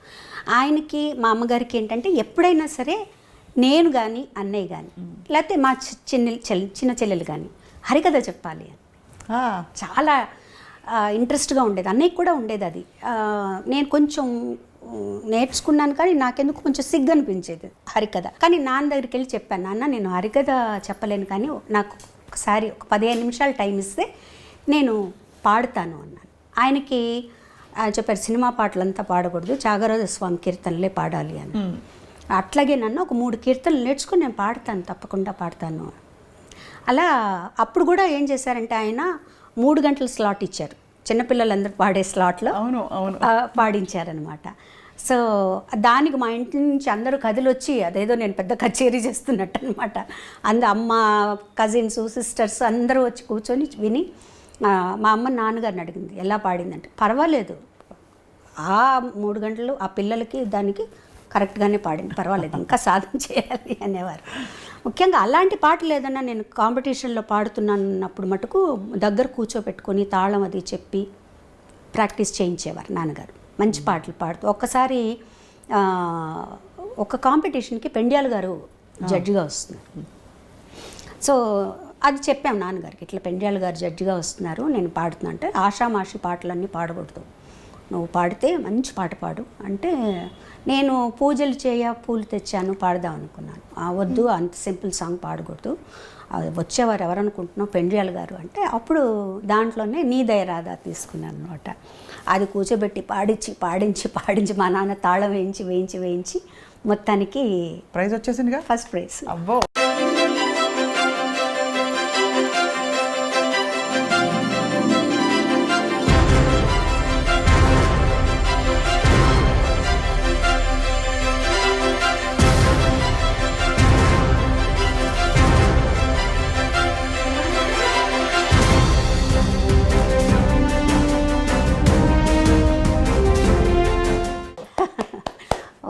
సో ఆయన వచ్చి మాట్లాడి ఆశీర్వదించి తర్వాత ఆయన మ్యూజిక్ డైరెక్షన్లో పాడండి. సో నేను అప్పుడు ఆయనకు చెప్పాను అనమాట, గురువుగారు మీకు గుర్తుందో లేదో కానీ మీరు నెల్లూరు వచ్చారు, నేను కాంపిటీషన్లో పాడాను. అవునా తల్లి, నాకు గుర్తులేదమ్మా, చిన్నదాని ఏంటో అప్పుడు అన్నారనమాట. సో అంత అసలు ఇవన్నీ ఎక్స్పెక్ట్ చేయనివ్వండి. రాజేశ్వరరావు గారు, పెండ్యాల గారు, కేవి మహాదేవన్ గారు, గోవర్ధనం గారు, వీళ్ళందరి దగ్గర పాడటం అనేది అసలు చాలా గొప్ప, అంటే అదృష్టం అని చెప్పాలి. చాలా మీ పాట కూడా అంత ఒరిజినల్ పాట అని అంటారు కదా, అంటే గొంతుకల్లో ఎక్కడ అప్పుడులో ఫాల్స్ వాయిస్లని రకరకాల అంటే సిస్టమ్స్ వచ్చాయి, ఇలా పాడొచ్చు అని కూడా వచ్చి. అవును, బట్ అలా కాకుండా, కానీ మీ తరంలోనే మీరు చిత్రగారు సమకాలికులుగా. అవునండి. మీ పాటల బాణీలో చాలా వ్యత్యాసం ఉంటుంది. ఆవిడదొక స్టైల్ ఆఫ్ సింగింగ్, మీరు స్టైల్ ఆఫ్ సింగింగ్. ఎప్పుడైనా ఇది మీకు అంటే కంపారిటివ్ ఇది వచ్చిందా, అంటే మీరు కలిసి పాడడం లేకపోతే అలాంటి సందర్భాలు వచ్చాయా? వచ్చాయండి, చాలా సందర్భాలు వచ్చాయి. మీ ఇద్దరం చాలా బెస్ట్ ఫ్రెండ్స్ అసలు యాక్చువల్గా చెప్పాలంటే. చాలా ప్రోగ్రామ్స్ చేసాం, అన్నయ్య కూడా లేకుండా నేను చిత్రాన్నే చేసామన్నమాట. టూర్ చేసాం, అమెరికా టూరు. మా ఇద్దరిలో ఎప్పుడు కూడా ఒక జెలస్ అని కానీ ఏది లేదండి. ఒక్కసారి నేను పాడిన పాట మళ్ళీ తన చేత పాడించేవారు. తను నాకు ఫోన్ చేసేది, శైలా ఇట్లా నువ్వు పాడిన పాట నన్ను పాడమని అడుగుతున్నారు అంటే మీ వాయిస్ తీసి పాడించే. నేను ఆల్రెడీ రికార్డ్ చేసేసింది. ఎందుకు అలా జరుగుతుంది? అందులో మీరు అంటే ఇది సున్నితమైన ప్రశ్న, కానీ మీ పాట అంత బాగుంది ఒకటి. రెండోది మీరు ఎస్పి బాలు గారి సోదరి. అట్లా కాదండి, ఇక్కడ అలా ఉండదు. ఆ టైంలో ఎవరు హైలైట్గా ఉన్నారు దాన్ని బట్టి ఉంటుంది. అంటే ఎక్కువ ప్రామినెన్స్ ఎవరికి ఉంది అప్పుడు అట్లా కూడా చూస్తారు. మా సినిమాలో చిత్రగారు పాడితే బాగుంటుందండి, మ్యూజిక్ డైరెక్టర్ నన్ను పిలిపి పాడిపించారనుకోండి, లేదంటే ఆ పాట చిత్రగారి చేత పాడిస్తామని. అట్లా తను పాడిన పాటలు కూడా నేను పాడిన ఉన్నాయి. ఓ మచ్చుకు ఒక పాట అంటే మెన్షన్ చేయడానికి, స్వప్న వేణువేదో సంగీత్, అది ఒరిజినల్ నేను పాడాను. తర్వాత చిత్రగారు మిక్స్ చేశారు. అలాగే చిత్రగారు పాడింది నాకు పాట గుర్తులేదు. ఇట్లా ఏదన్నా ఉంటే మేము ఇద్దరం ఫోన్ చేసుకుంటాం, ఇట్లా పాడమంటున్నారు, నేను పాడిన శైలాన్ని తను నన్ను అడుగుతుంది, నేను తను అడుగుతాను అనమాట. ఎందుకంటే మా మధ్య ఏ గొడవలు రాకూడదు రేపు ఫ్యూచర్లో. సో మాకు అలాంటివి అసలు ఏమీ లేవు, ఇద్దరు చాలా హ్యాపీగా ఉంటాం. తర్వాత ఇంకొకటి కూడా అండి, ఎవరి టాలెంట్ వాళ్ళది, ఎవరికి ఎంత ఇవ్వాలో భగవంతుడికి తెలుసు. ఏది ఇవ్వాలో, ఎప్పుడు ఇవ్వాలో, ఎంతవరకు ఇవ్వాలో, ఏది మంచిదో అది భగవంతుడికి తెలుసు. దాన్ని మించి మనం ఏది ఆశించకూడదు. మనకి ఏది వస్తే అదే సంతోషం కదా. ఇప్పుడు నాకు ఒక టాలెంట్ నాకు ఉండొచ్చు, దాన్ని మించి తనకు ఒకటి ఉండొచ్చు, దాన్ని మించి నాకు ఇంకొకటి ఉండొచ్చు. సో ఇలా నేను ఏదనుకున్నా కూడా భగవంతుడు నేను ఎంతవరకు హ్యాపీగా ఉండాలి, నేను ఎంతవరకు, ముఖ్యంగా మనలో జలస్ అనేది ఉండకూడదండి ఫస్ట్. అది ఎప్పుడు మనల్ని ముందుకు రానిదు, ఆనందంగా ఉంచదు. ఫస్ట్ మన్ని లోపల తినేస్తుంది అది 24 గంటలు దాని మీదే ఆలోచిస్తుంటాం. సో నీ టాలెంట్ ఉండి కూడా నువ్వు జలస్ పెట్టుకున్నావు అంటే లోపల అది బయటికి రాదు కదా. ఎలాగో నువ్వేం చేయదలుచుకున్నావు, నువ్వు స్టేజ్లో ఎలా పాడదలుచుకున్నావు, నీకు ఇచ్చిన పాట నువ్వు ఎలా పాడతావు, అంతే. ఇద్దరం కలిసి ఒక పాట పాడేటప్పుడు కూడా పోటాపోటీగా ఉన్నప్పుడు పాడేవాళ్ళం, అలాగే నవ్వుకుంటూ సరదాగా నవ్వుకుంటూ పాడేవాళ్ళం, అంతే. తప్పించి మా ఇద్దరి మధ్యనే కాదు, నాకు ఏ సింగర్స్తోనూ ఎప్పుడు ఎలాంటి ప్రాబ్లం రాలేదు, ఏ సింగర్స్తోనూ రాలేదు. మీరు అందులో ఒక విధంగా చూస్తే మీకు అడ్వాంటేజ్, ఒక విధంగా చూస్తే డిసడ్వాంటేజ్ అని చెప్పను ఎప్పుడు, కానీ అడ్వాంటేజ్ ఒక ఫ్రేమ్ వర్క్ కూడా, మీరు బాలుగారి చెల్లెలు అవ్వడం వల్ల అందరూ మన ఇంటి అమ్మాయి, మన అమ్మాయిని చూసుకోవడం ఒక విధమైన ఇది ఉంటుంది. ఇంకో విధంగా చూస్తే గబుక్కుమని మీరు చొరవ తీసుకుని వెళ్ళలేరు. ఇంకోటి కూడా ఏంటంటే ఎక్స్పెక్టేషన్స్ కూడా ఎక్కువ ఉంటాయి. బాలుగారితో కంపేర్ చేస్తూ బాలుగారు లాగా పాడుతుంది, తను ఎలా ఇంత లెవెల్కి పాడుతుంది అనే ఎక్స్పెక్టేషన్స్ ఉన్నాయి. లక్కీగా ఏంటంటే నేను ఆడపిల్లని అయిపోయాను. ఇదే చరణ్కి అయితే చాలా ఇబ్బంది, చాలా ఎక్స్పెక్టేషన్స్ ఉంటాయి. చరణ్ చాలా ప్రెషర్ అండి, చాలా ప్రెషర్. నేను చరణ్ అనే కాదండి, ఒక క్యాలిబర్ సంపాదించుకొని ఒక సినిమా యాక్టర్లను కానీ ఎవరైనా సరే వాళ్ళ పిల్లలందరికీ ఉంటుంది, కంపారిజన్ ఉంటుంది. 24 గంటలు వాళ్ళకి తర్వాతేనండి వీళ్ళు అంటారు, కానీ వీళ్ళెంత కష్టపడుతున్నారో, ఎవరైనా కష్టపడితేనే ఆ లెవెల్కి వస్తారు, అది రాదు, అది ఆలోచించరు, కంపేర్ చేసేసి బాలేదు అనేస్తారు అనమాట. అది లక్కీగా నేను ఆ అమ్మాయిని అయ్యేటప్పటికి నాకు అది తగ్గిందనే చెప్పాలి. చరణ్ మీద చాలా ప్రెషర్ ఉంది, చాలా ప్రెషర్. మీరు గమనించేవారా, చరణ్ చెప్పేవారా మీతో? నేను గమనించేదాన్ని, నాకు తెలుస్తుంటుంది కదా అది, ఇది అదే చెప్పేదాన్ని, ఏం పర్వాలేనా నీ స్టైల్లో నువ్వు పాడు, నువ్వు వెళ్ళిపోతూ. కానీ లేత బాలుగారి గొంతు అక్కడక్కడ రాకుండా ఎలా పోతుంది? ఉంటుంది అసలు అప్పట్లో బాలుగారి గొంతులాగే ఉంటుంది, చరణ్ గారి లాగే ఉంటుంది. కానీ అసలు మీది అంటే ఒక బ్యూటిఫుల్ జర్నీ, మీ పాటల జర్నీ. ఇందులో మీ ఫోకిష్ కైండ్ ఆఫ్ పాటలు, నాంపల్లి స్టేషన్ కాడి మొదలుకొని ఇవన్నీ ఇంకొక కోణం. అవును, అది చాలా తమాషా అని చెప్పచ్చండి. ఒక 1 yearలో కొంచెం తక్కువ సాంగ్స్ పాడి ఒక గ్యాప్ వచ్చేటప్పటికి ఇలాంటి పాట ఒకటి పడేది. సో దాంతో రివైవ్ అయ్యేది. మళ్ళీ కొన్ని రోజులు అయిన తర్వాత ఒక నాంపల్లి స్టేషన్ కాడి, తర్వాత ఒక లాలు దర్వాజా, ఇట్లా వచ్చి మళ్ళీ ఒక రివైవ్ అవుతూ వచ్చేదన్నమాట పాటలు. అసలు నాంపల్లి స్టేషన్ కాడ అయితే పాట విన్నప్పుడు చాలా ఈజీగా ఉంది పాట, అసలు అంతా ఒకేలాగా ఉంటుంది కదా మనకు. చక్రవర్తి గారు కూడా అంతా ఒకేలాగా ఉంటుందమ్మా, నేను కూడా ఉండాల్సిన అవసరం లేదు, నువ్వు పాడేసేసేయి అనుకున్నాను. మేము అంత హిట్ అవుతుందని ఎక్స్పెక్ట్ చేయలేదండి అసలు. ఆ పాట దానికి అవార్డు వస్తుందని కానీ, అంత హిట్ అవుతుందని కానీ మేము అసలు ఎక్స్పెక్ట్ చేయలేదు. చాలా సరదాగా పాడేసాను పాట, ఒక 1/2 hour 1 hourలో అయిపోయింది పాట, అంతా అయిపోయింది, వచ్చేసాం అనమాట. దానికి వచ్చిన రెస్పాన్స్ చూసిన తర్వాత నాకు చాలా ఆశ్చర్యం వేసింది. ప్రతి వాళ్ళు వాళ్ళ దానికి కోరిలేట్ చేసుకున్నారు. ముఖ్యంగా ఈ పనిచేసేవాళ్ళు, కూలీలు, వాళ్ళందరూ కూడా తెలంగాణలో ఆ పాటని వాళ్ళకి వాళ్ళు అన్వయించుకొని చాలా మా అక్క అప్పుడు హైదరాబాద్లో ఉండేదన్నమాట. వాళ్ళ ఇంటి ఎదురుగుండా ఇల్లు కడుతున్నట్టు కూలీలందరూ ఆ పాట వింటూ, ఈ పోరి ఎంత బాగా పాడింది ఈ పాట, మన బాధలన్నీ చెప్పింది ఇందులో అనేవాళ్ళట వాళ్ళు. నాకు ఫోన్ చేసి చెప్పేదన్నమాట, ఇలా చెప్తున్నారు అని. తర్వాత నేను చక్రవర్తి గారు కూడా కలిసినప్పుడు అనుకునేవాళ్ళు, అన్నయ్య ఈ పాట ఇంత హిట్ అవుతుంది మనం అనుకోలేదు కదా అంటే, చెప్పలేమమ్మా జనాల పల్స్ అది, దాన్ని ఆ టైము అది రిలీజ్ అయ్యేది దాన్ని ఉంటాయి చెప్పారు. అలా చక్రవర్తి గారు కూడా నన్ను చాలా ఎంకరేజ్ చేశారు. ప్రతి సినిమాలో ఒక పాట పాడించారు, చాలా ఎంకరేజ్ చేశారు. తిందామంటే తిండి లేదు, ఏదండి ఉందామంటే ఊరు లేదు, అదా, తిందామంటే తిండే లేదు, ఉందామంటే ఇల్లే లేదు, తిందామంటే తిండే లేదు, ఉందామంటే ఇల్లే లేదు, చేద్దామంటే కొలువు లేదు, పోదామంటే నెలవు లేదు, నాంపల్లి స్టేషన్ కాడి రాజాలింగు రాజాలింగ, రామరాజ్యం తీరు సూడు శివ శంభులింగ, లింగ రామరాజ్యం తీరు సూడు శివ శంభులింగ. అది మన మాదాల రంగారావు గారు అబ్బాయి యాక్ట్ చేశారు దాన్ని. అవును, మాదాల రవి గారు అవును యాక్ట్ చేశారు. తర్వాత టి కృష్ణ గారు కూడా అండి, చాలా మేమిద్దరం చాలా ఫ్రెండ్స్లా ఉండేవారు. యాక్చువల్గా చాలా విషయాలు మాట్లాడుకునేవాళ్ళు, ఎంత ఏజ్ గ్యాప్ ఉన్నా ఆయన చాలా విషయాలు చెప్పేవారు నాతో. ఆయన ప్రతి సినిమాలో ఒక పాట పాడించేవారు నన్ను. ఎన్నో విషయాలు మాట్లాడుకునేవాళ్ళం, పాటల గురించి, తర్వాత ఈ రెవల్యూషనరీ సాంగ్స్ గురించి, అవి ఎలా పాడాలి, ఎవరెవరు పాడుతున్నారు, ఇవన్నీ చాలా చెప్పేవారు ఆయన. చాలా మంచి ఒక ఫ్రెండ్షిప్ ఉండేది మా ఇద్దరికి అన్నమాట. వారు లేకపోవడం అనేది చాలా చాలా చాలా బాధేస్తుంది నాకు. వాళ్ళు వెళ్ళిపోయిన అసలు మాటల్లో ఏం చెప్తామండి అంటే నిజం అనుబంధం ఉన్నప్పుడు. కానీ మీకు పాటతో పరిచయం అయింది ఫస్ట్ మొట్టమొదటి నాన్నగారి ద్వారా. నాన్నగారు అంటే ఇది జంకుతూ అడుగుతున్నాను, నాన్నగారు వెళ్ళిపోయినప్పుడు మీకు చాలా పెద్ద మాటల్లో చెప్పలేనంత బాధ, ఆ తర్వాత ఆ జ్ఞాపకాలు, అది ఎలా కోపోయారు ఆ టైంలో? నాన్నగారితో నేను ఎక్కువ స్పెండ్ చేయలేదని చెప్పాలండి. ఎందుకంటే నేను 2nd, 3rd, 4th చెన్నైలో అన్నీ దగ్గర చదివాను. 5th నుంచి 9th వరకు నెల్లూరులో చదివాను. ఈ 2ndకి ముందర పెద్ద ఊహ మనకి ఏం జరిగింది అనేది గుర్తుండేది కాదు. ఈ 5 maximum 6 years నాన్నగారి దగ్గర ఉన్నాను నేను.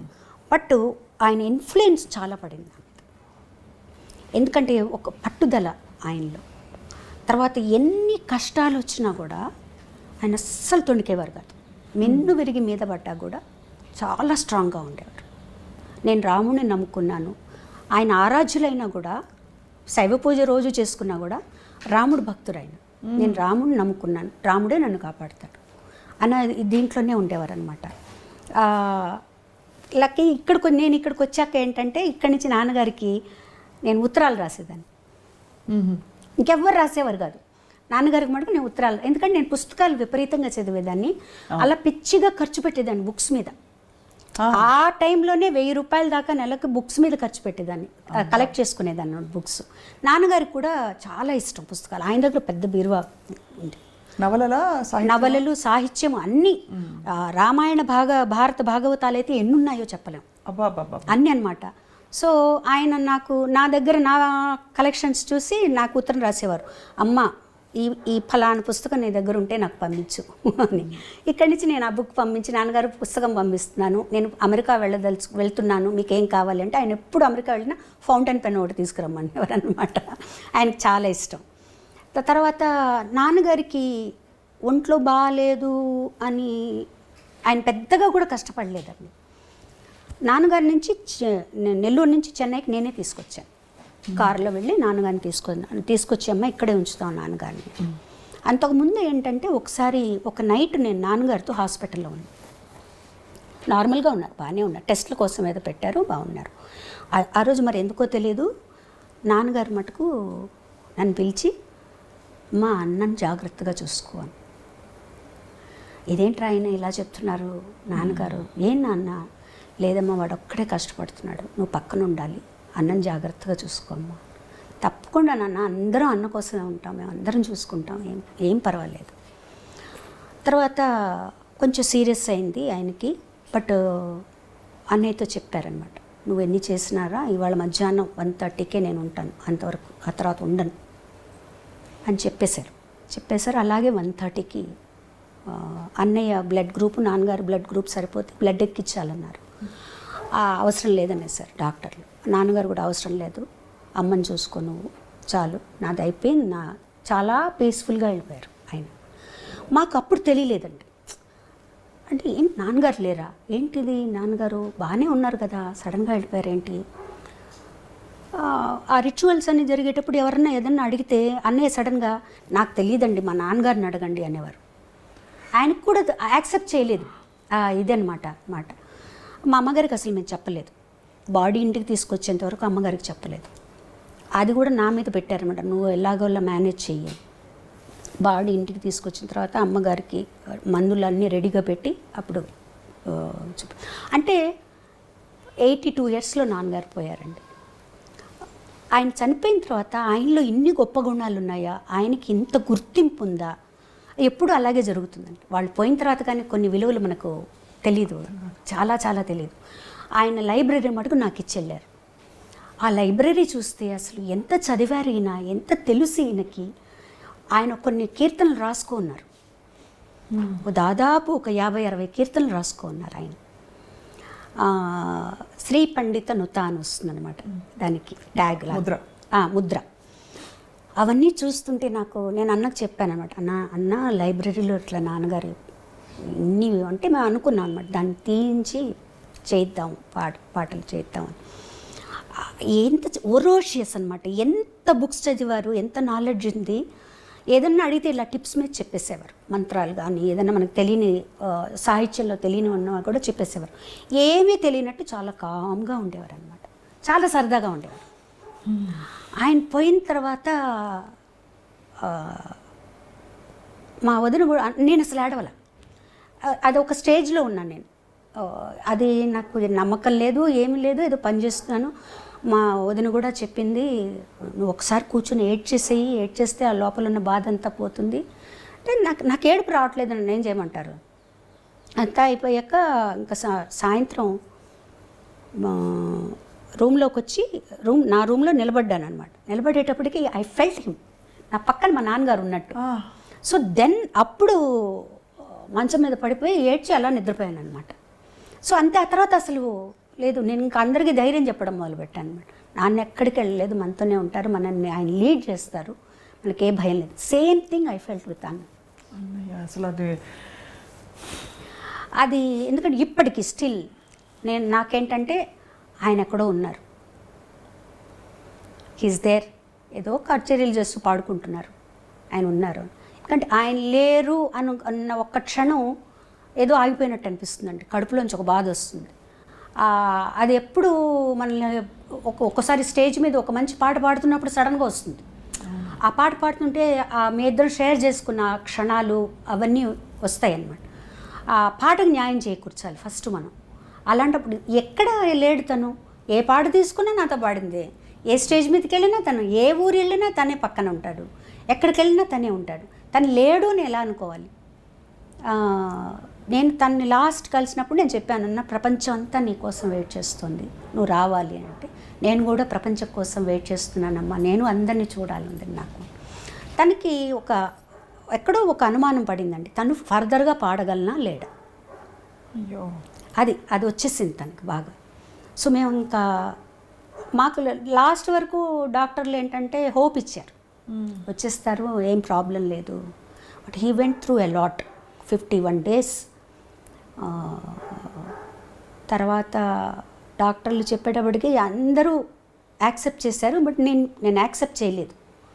చరణ్ తీసుకెళ్ళి చూపించారు, నన్ను తీసుకెళ్ళి అంటే లేదు లేస్తాడు తను, నాకు పర్లాని మంత్రం చెప్తాను చెవిలో, తను లేస్తాడు అని తన చెవిలో ఏదో మంత్రం చెప్పి నేను తను తప్పకుండా రేపు లేస్తాడు, నేను నమ్మను అని.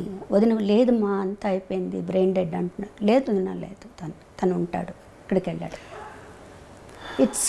అది మా కుటుంబానికి ఒక పెద్ద షాక్ అండి. అసలు మేము ఎవ్వరం ఎక్స్పెక్ట్ చేయని షాకు. ఆ కరోనా అనే ఒక ఇది ఇంత దూరం తీసుకొస్తుందని మేము అసలు ఎక్స్పెక్ట్ చేయలేదు. అంటే చాలా చాలా అన్యాయం అండి, అధర్మం ఇది. అంటే భగవంతుడి మీద కోపం వచ్చింది అభిమానులందరికీ, మా అందరికీ. కుటుంబం సరే మీకు ఎలా ఉంటుందో చెప్పలేము. బాలుగారు శ్వాస పోశారు పాటలోకి. బాలుగారికి శ్వాస ఇబ్బంది అవ్వడం ఏంటండి? అంటే తనకి ఎలర్జిక్ బ్రాంకైటిస్ ఉండేదండి యాక్చువల్గా. తను చాలా అంటే దానివల్ల పెద్ద ఇబ్బంది ఎప్పుడు వచ్చేది కాదు, ఏ పాటలోనూ తెలిసేది కాదు, తను మామూలుగానే పాడేసేవారు. తను ఈ కరోనా వల్ల మిగతావన్నీ కూడా అగ్రివేట్ అయ్యాయి టైంలో.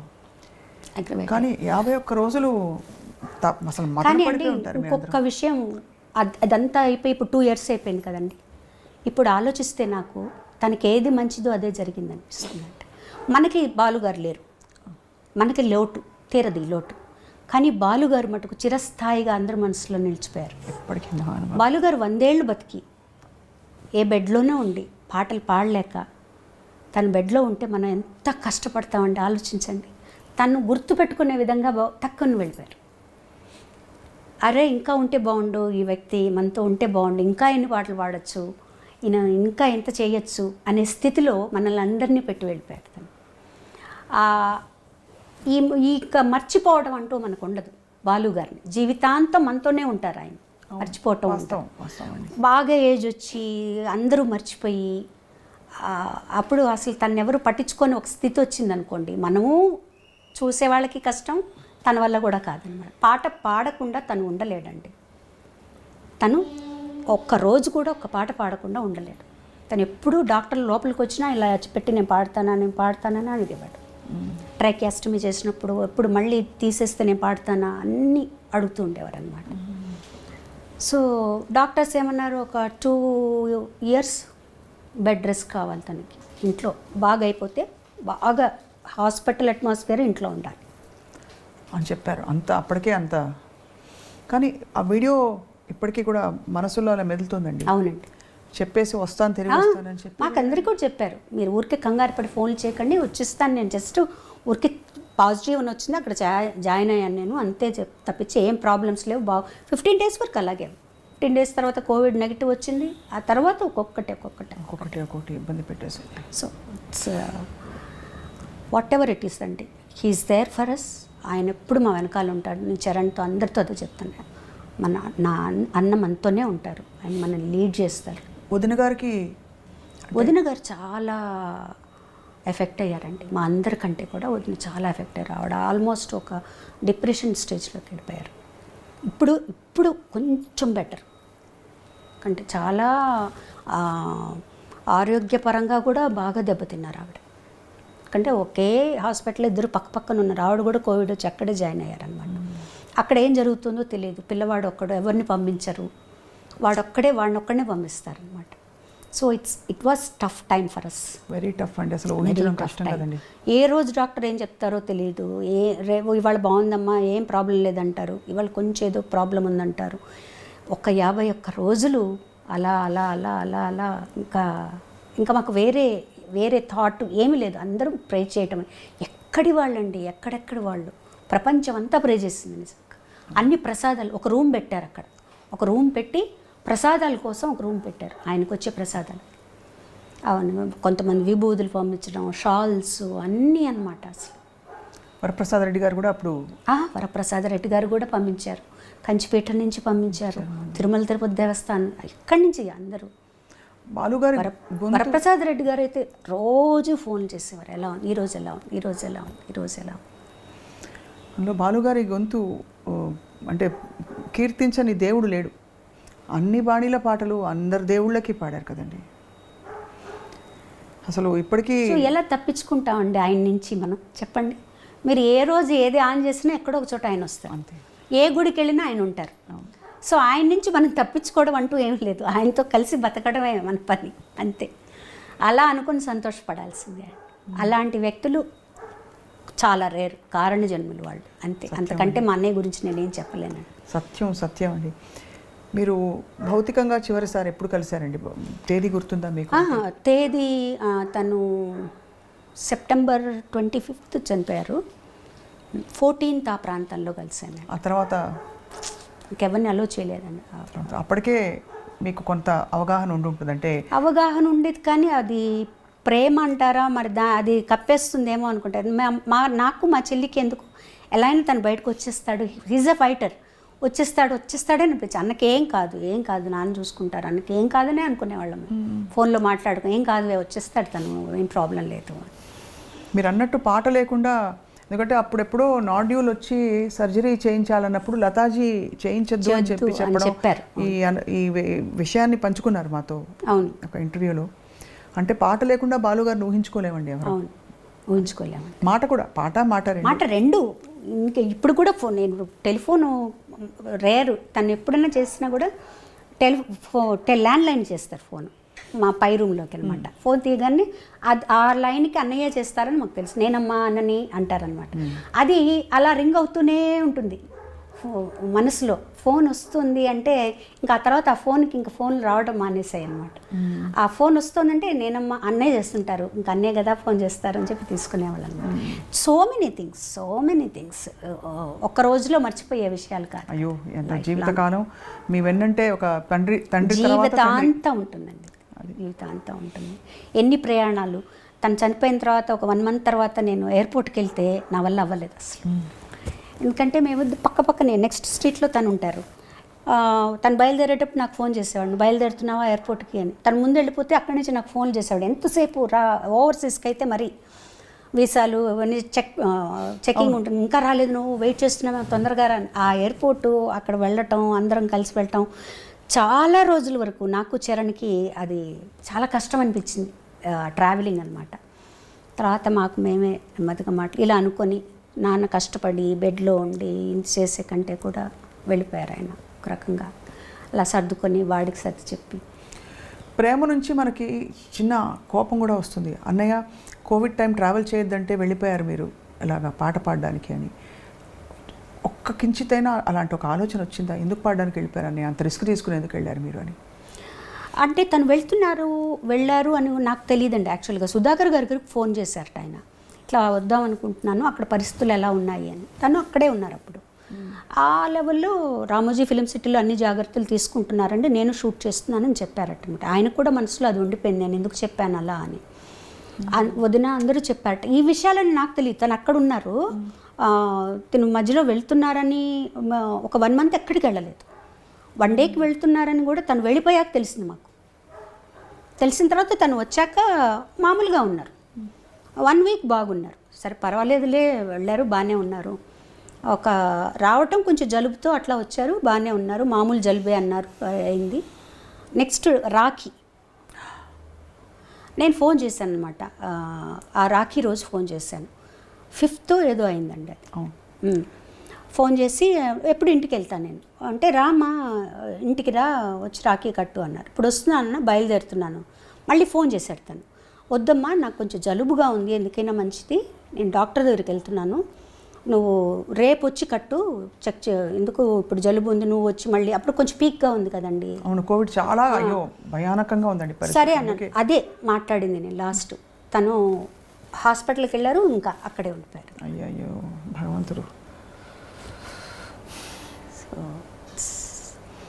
But we have to celebrate him అండి, అంతే. ఎందుకంటే తనకి ఎవరన్నా డల్గా ఉన్నా, ఎప్పుడు ఒక రకంగా మూడ్ అవుట్లో ఉన్నా తనకి ఎప్పుడు నచ్చదు.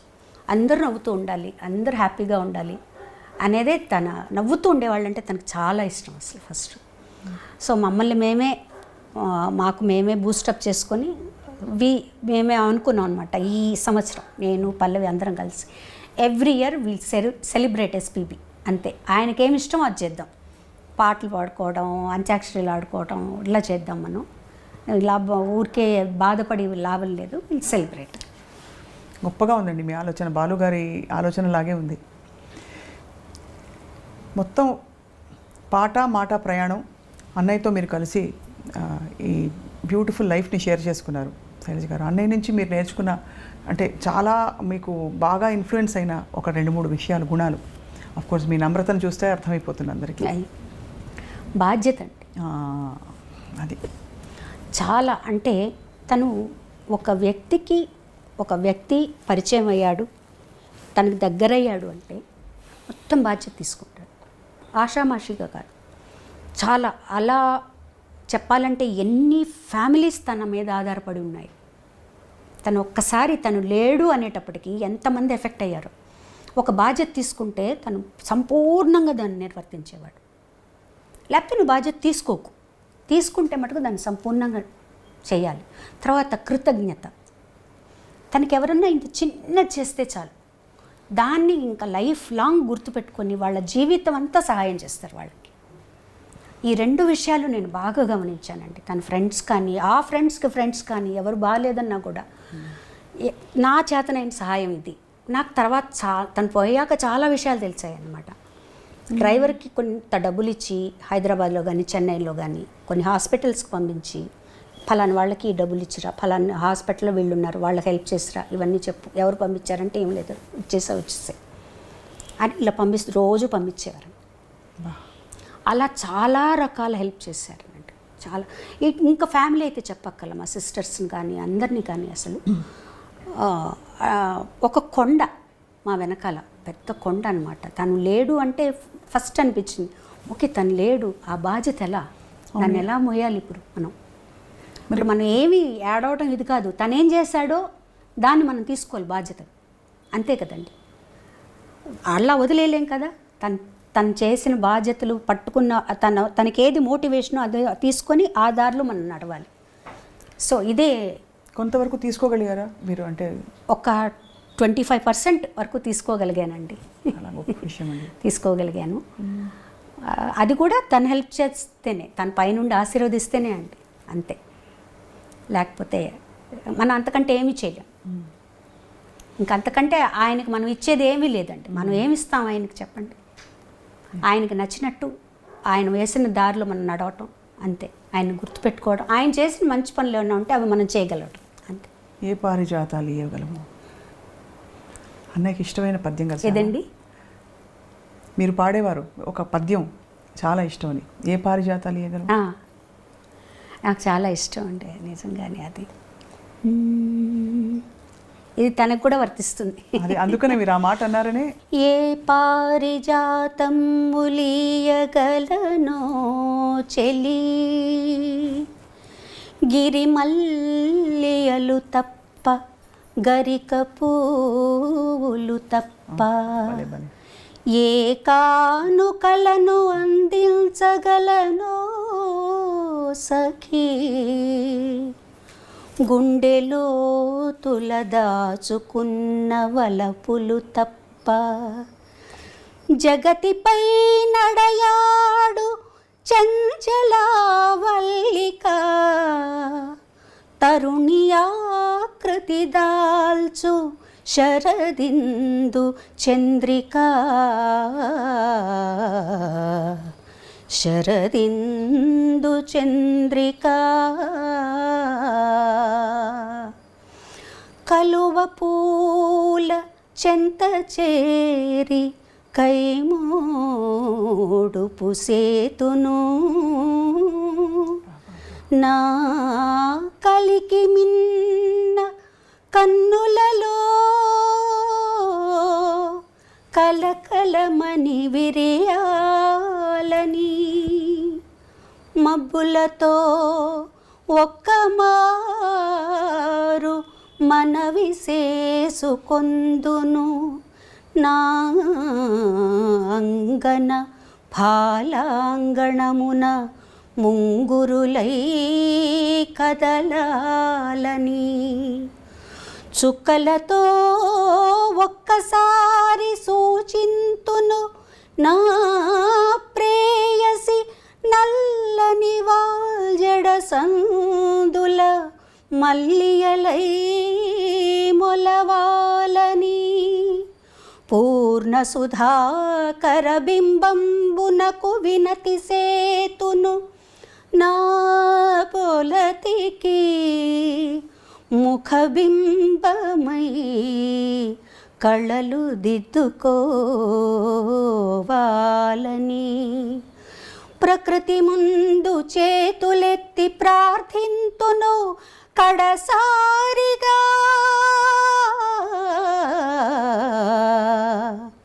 నా రమణికి బదులుగా ఆకారము ధరించాలని. అద్భుతంగా ఉందండి. అద్భుతం. ఆ రవ్వలు కానీ సిన్సియరిటీ ఇన్కార్నేట్. అయ్యో, ఇప్పుడు డబ్బింగ్ చెప్పట్లేదా శైలజ గారు మీరు? లేదండి, డబ్బింగ్ చాలా రోజులైందండి. అంటే ఇక్కడి నుంచి చెన్నై నుంచి హైదరాబాద్ షిఫ్ట్ అయ్యాక కొన్ని సినిమాలకు చెప్పాను. ఆ తర్వాత లేదు, చెప్పడం మానేసి. వెళ్ళలేదు, చెప్పడం. మొత్తం చాలా సినిమాలకు చెప్పారు. దాదాపు 60 to 70 సినిమాలు చెప్పానండి నేను. యాక్చువల్ అంటే అన్ని dubbing to dubbing, Malayalam dubbing, Kannada dubbing, dubbing, Telugu straight, Tamil straight. Malayalam మరేమా?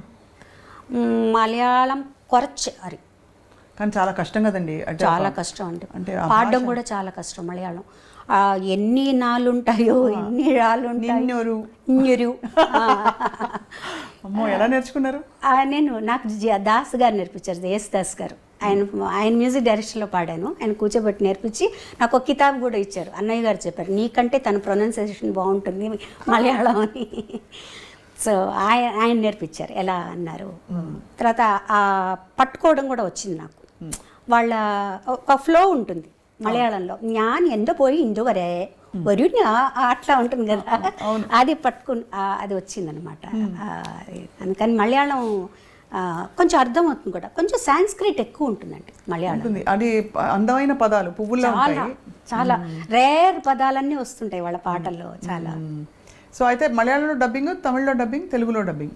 అంటే మలయాళం నుంచి తెలుగులో డబ్బింగ్ చెప్పాను. ఓహో, మలయాళంలో మీరు డబ్బింగ్. లే అయ్యో భలే వాళ్ళే, మలయాళంలో నేను డబ్బింగ్ చెప్పడం ఏంటండి. అంటే కన్నడ సినిమాలు, మలయాళం సినిమాలు తెలుగులో డబ్బింగ్ చెప్పాను, తమిళ్లో డైరెక్ట్గా చెప్పాను, మామూలుగా డబ్బింగ్ చెప్పాను సినిమాలకి.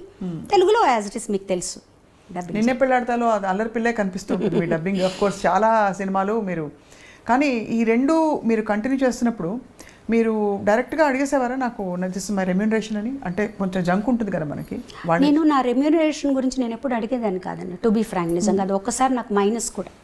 అవును, ఎందుకంటే విఠల్ గారు ఉండేవారు, బాలు గారు, ఆయనే చూసుకునేవారు. ఆయన వెళ్ళిపోయిన తర్వాత కూడా నాకు ఇంత అడగాలి, ఇంత చెప్పాలి అది తెలీదు నాకు. అవును, తెలీదు. ఆ తర్వాత నెమ్మదిగా నేర్చుకున్నాను అనమాట. ఫీల్డ్లో ఉండాలంటే మనం తప్పదు కదా, మనం మన కష్టానికి ఫలితం కూడా ఉండాలి కదా అని చెప్పి. మీ సాధన ఏగా అండి, అసలు డబ్బింగ్ చెప్తే వాయిస్ చాలా స్ట్రెయిన్ అవుతుందండి. అవును, చాలా స్ట్రెయిన్ అవుతుంది. పాడడానికి కూడా రఫ్ అయిపోతుంది వాయిస్. ఒకరోజు డబ్బింగ్ చెప్పి ఆ రోజు సాంగ్ పాడాలంటే కొంచెం కష్టంగా ఉంటుంది. అందులో కొన్ని సినిమాలు ఎక్కువ నేను చెప్పిన అరుపులు అలాంటివి ఉన్నాయి, ఎమోషనల్ ఉన్నాయి అనుకోండి, అవి చాలా చాలా కష్టం. చాలా మనం ఎక్కువ మాట్లాడితేనే యాక్చువల్గా గొంతు దెబ్బతింటుంది. కానీ పాడడం వల్ల దెబ్బతిందండి, మాట్లాడడం వల్ల దెబ్బతింటుంది. మీకు అడ్వాంటేజ్ మీ గొంతు చాలా rounded, young, high pitch voice. భగవంతుడి అనుగ్రహం అండి అది నిజంగా. మంచి చక్కటి, ఇప్పటికీ అదుగా యంగ్గా ఉందని ఇందాక మొదలుపెట్టింది. అలాగే మీ పాట విని మీ వారేమంటారు సుధాకర్ గారు? ఆయన ఎప్పుడు పాడమంటారండి. ఆయన ఎప్పుడు నేను పాడుతుంటే తనకు చాలా ఇష్టం, ఈ పాట పాడు, ఆ పాట పాడు అంటారు.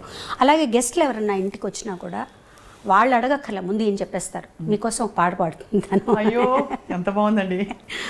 సో అది ఇబ్బందే లేదు తనకి. నా పాటలు అంటే చాలా ఇష్టం. ఎప్పుడు ఇంకా బాగా ప్రోత్సహిస్తారు. మీకు అభ్యంతరం లేకపోతే వారు మిమ్మల్ని బాగా అడిగి పాడించుకునే పాట మీ పెళ్ళైనప్పటి నుంచి? ఎప్పుడు అడిగించుకొని ఎక్కువగా ఆయన హిందీ పాట ఆచార్య పరిదేశి పాడమంటారండి, చాలా ఇష్టం. మధుమతిలో అది చాలా ఇష్టం. హిందీ పాటలు ఎక్కువ అడుగుతారు. పాడతారా? సుధాకర్ గారు కూడా పాడతారా? లేదు, నటనలోనే వద్దంటారు. నేను వింటే చాలు, పాడొద్దు అంటారు. బాగా ఎంజాయ్ చేస్తారు, బాగా ఎంజాయ్ చేస్తారు పాట. అండ్ కొన్నిసార్లు చెప్తారు కూడా, నువ్వు ఇక్కడ ఇంకొంచెం ఎక్స్ప్రెసివ్గా పాడుంటే బాగుండేది, ఆ బాలుగారు చూడు అక్కడ ఎలా పాడారు అవి చెప్తాను. నేను చెప్పాను, ఉన్న దాంట్లో 50% వస్తుంది బాలుగారు ఉంటే, అందుకంటే ఎక్కువ రాదు. మరి ఇంత బిజీగా ఉండే శైలజ గారికి వంట వచ్చా అని అడగచ్చా? అంటే వంట చేయాలి అందరూ అని కాదు, కానీ మీ బాలు గారు భోజన ప్రియులు అని తెలుసు, మీ ఇంట్లో అందరూ భోజన ప్రియులు. సుధాకర్ గారు కూడా భోజన ప్రియులు. సుధాకర్ గారికి ఏం వంట చేసి పెట్టుంటారు? సుధాకర్ గారికి ఏం చేసినా తింటారంట బాగా. అందరం వెజిటేరియన్స్ మేము, ఎగ్ కూడా ఎవరు తీసుకోరు. నాకు వంట బాగా వచ్చు, నాకు ఇష్టం వంట చేయడం, నాకు బాగా ఇష్టం అనమాట. అన్ని రకాలు చేస్తా. మా బాబుకి నార్త్ ఇండియన్ ఇష్టం, అవి చేస్తాను. సుధాకర్ గారికి ఎక్కువగా పచ్చళ్ళు, కారాలు, పొడులు ఇవి కావాలన్నమాట. సో ఆయనకి అవి అంటే మనుషులు ఉన్నా కూడా నాకు వంట అంటే ఎవరు లేకపోయినా కూడా నేను చక్కగా చేసుకోగలను. ఎవరి మీద ఆధారపడక్కర్లేదు వంట గురించి. కానీ ఏ విషయంలోనూ ఎవరు లేకపోయినా మనం గడపగలగాలి కదండి ఫస్ట్. అవును. సో వంట పెళ్ళైన తర్వాత నేర్చుకున్నాం. మా మామగారే నాకు కుక్కర్ పెట్టడం నేర్పించారు. అరేంజ్ మ్యారేజ్ కదండి? అరేంజ్డ్ మ్యారేజ్ అండి. అదే ఇప్పటికీ అందరికీ అదే డౌట్, అరేంజ్డ్ మ్యారేజా లవ్ మ్యారేజ్? అరేంజ్డ్ మ్యారేజ్, పక్కా అరేంజ్డ్ మ్యారేజ్. కానీ బాగా షూర్గా ఎస్ అనేసారా, లేకపోతే ఎలాగో అందరు అమ్మాయిలాగా ఇంట్లో చెప్పారు, పెద్దవాళ్ళు చెప్పారంటే మంచిగా చెప్పారు నొప్పేసుకున్నారా, లేక మీరేమన్నా? అంటే నన్ను అడగడం అంటూ ఏం లేదండి. మార్నింగ్ లేపి వాళ్ళని ఎంగేజ్మెంట్ అన్నారు అంతే. అలా అంటే నాకు అంటే చాలా సంబంధాలు ఎక్కువగా నాకు అమెరికా సంబంధాలు అలా వచ్చేవండి. నేను ఎప్పుడు చెప్పేదన్నమాట, అమెరికాకు వెళ్ళే క్వశ్చనే లేదు, నేను చెన్నై దాటి వెళ్ళను ఎక్కడికి, అన్నయ్య వాళ్ళ ఇంటి దగ్గరే ఉండాలి. ఇవన్నీ అన్న తర్వాత మా అమ్మగారు మా అన్నయ్య వెళ్ళి, మా అమ్మగారు చెప్పారు, మేము ఊరికే వెళ్ళి చూసి వస్తాము, వాళ్ళ ఫ్యామిలీ ఎలా ఉంది, సుబ్బలేఖ సుధాకర్ ఫ్యామిలీ వాళ్ళు ఎట్లా ఉన్నారు చూస్తాం, మనకు నచ్చితే మాకు నచ్చితే అప్పుడు చెప్తామన్నారు. అది చెప్పాలి కదా, నాకు నచ్చింది నచ్చలేదని. మార్నింగ్ లేచి నీకు ఎంగేజ్మెంట్ అంటే ఎలా ఉంటుందండి, కోపంగా ఉంటుంది. ఆ రోజంతా కొంచెం సీరియస్గా ఉన్నా, బట్ ఎంగేజ్మెంట్ అయిపోయింది అనుకోండి. తర్వాత మళ్ళీ పాపం ఆయన కూడా చెప్పారు, నాకు కూడా అలాగే చెప్పారు, మార్నింగ్ లేపి నీకు ఎంగేజ్మెంట్ రింగ్ తీసుకురా అమ్మాయికి అని చెప్పారు. ఇంతకీ కొంచెం లేట్గా అడుగుతున్నాను, నచ్చారు కదా? నచ్చారు కదండి, ఎందుకు నచ్చరండి, మంచి మనిషి అండి. వారు ఊరికే అన్నాను ఏదో సరదాకి, కానీ లేదు ఎందుకంటే అమ్మ అన్నయ్య వీళ్ళు సెలెక్ట్ చేశారంటే డెఫినెట్గా అవునా మంచి వాళ్ళనే చూసి సెలెక్ట్ చేస్తారు. అండ్ మీ అబ్బాయి శ్రీకర్ ఒక బాబు అండి మాకు, వాడు MBA ఇన్ మీడియా మేనేజ్మెంట్ చేసి ఇప్పుడు ఒక కంపెనీలో పనిచేసి చెన్నైలోనే చేస్తున్నాడు. నట వారసత్వం వచ్చిందా, పాట వారసత్వం వచ్చిందా? పాటలంటే పిచ్చి, మ్యూజిక్ అంటే ఏ వారసత్వం రాలేదు. వాడు జాబ్ చేసుకుంటూ హాయిగా ఉంటానమ్మ, పాటలు వింటూ. సినిమాలు పిచ్చి అనమాట, సినిమాలు చూస్తాడు బాగా అనలైజ్ చేస్తాడు, అవన్నీ చేస్తాడు. వాడు ఉండే వింగ్ కూడా అందులోనే పనిచేసేది కూడా. సో వాడికి పాటలు చాలా ఇష్టం. ఇంతో అంతో పాట రాకుండా ఉండదు కదా? వచ్చుండి అంటే శృతి ఉంది నాకు తెలిసి, నా ముందర ఎప్పుడు పాడలేదు. నా నీస్ ఒకసారి రికార్డ్ చేసి పెట్టింది, వాడు ఎక్కడో వాళ్ళ పిల్లలందరూ పాడుతుంటే వాడిని కూడా పాడమని. శృతి ఉంది, పాడగలుగుతాడు. అండ్ చెప్తాడు, ఈ పాటలాగా ఉంది కదమ్మా, ఈ పాట ఈ రాగం ఒకటేనా అట్లా అడుగుతాడనమాట. ఈ పాటలోంచి తీసుకున్నారేమన్నా అవన్నీ తెలుస్తాయి. అంటే ఏ రకంగానూ ఇటు మా అబ్బాయి కానీ మా వారు కానీ నా కెరియర్కి ఎప్పుడూ ఇబ్బందిగా లేదు, నో చెప్పరు. ఇంకా నువ్వే టిమిడ్గా ఉంటావు, వెళ్ళవు, ఇంకా ప్రోగ్రామ్స్ అవి చేయొచ్చు కదంట. నేను కంఫర్టబుల్గా ఉన్నాను చాలు, నాకంటూ కొంచెం టైం కావాలి నా మెడిటేషన్స్కి, నాకు వాటికి. మెడిటేషన్ చేస్తారా? చేస్తాను, డైలీ చేస్తాను. రమణ మహర్షి? లేదండి, కామ్గా కూర్చుంటా. నా గురువు గారు వచ్చి చంద్రశేఖరేంద్ర సరస్వతి స్వామి వారు, కంచిపీఠ. సో కామ్గా కూర్చుంటాను, నాలో ఉండే బ్యాడ్ అంతా పోవాలి, అందరి పట్ల లవ్ రావాలి, ప్రస్తుతం అందరి గురించి అందరూ బాగుండాలనుకోవాలి. అది కష్టం కదండి, మనం ఎంత లేదన్నా ఎక్కడో ఒక చోట ఏదో కోపాలు వస్తాయి ఒకళ్ళ మీద, అవేవి రాకుండా ఉండాలి. కానీ మానవ మాత్రలకే అది సహజం కదా? సహజం. అసలు కూర్చున్నప్పుడు ఎన్ని ఆలోచనలు వస్తాయండి, అప్పుడే వస్తాయి. ఎప్పుడు లేని అన్ని ఆలోచనలన్నీ అప్పుడే వస్తాయి అన్నమాట. అదే సాధన అనుకుంటాను నేను, వాటిని తీసేయడం, నలుగురు బాగుండాలనుకోవటం.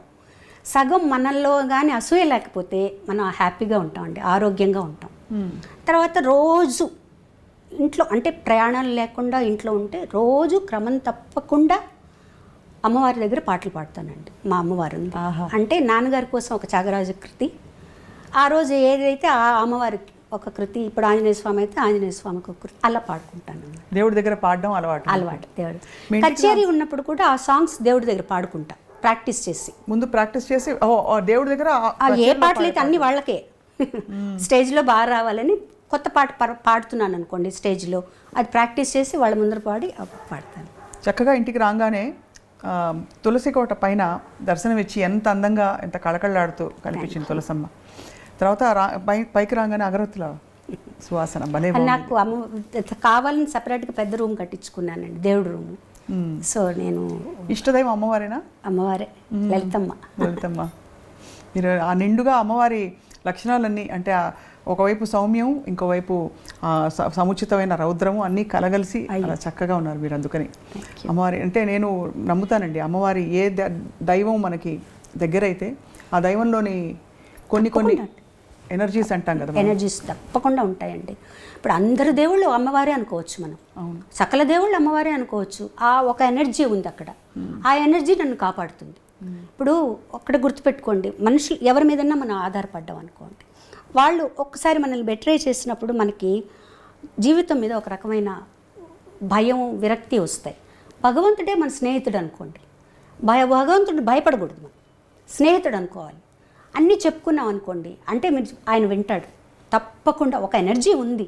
అది మీకు ఏమన్నా ఎప్పుడైనా స్వయంగా అవగతం అయిందా, అంటే ఇలా విన్నారు నా మొరని భగవంతుడు ఆలకించాడని? అంటే కొన్ని షేర్ చేసుకోవచ్చు, కొన్ని షేర్ చేసుకోలేము, బట్ జరిగాయి ఎక్స్పీరియన్సెస్ జరిగాయి.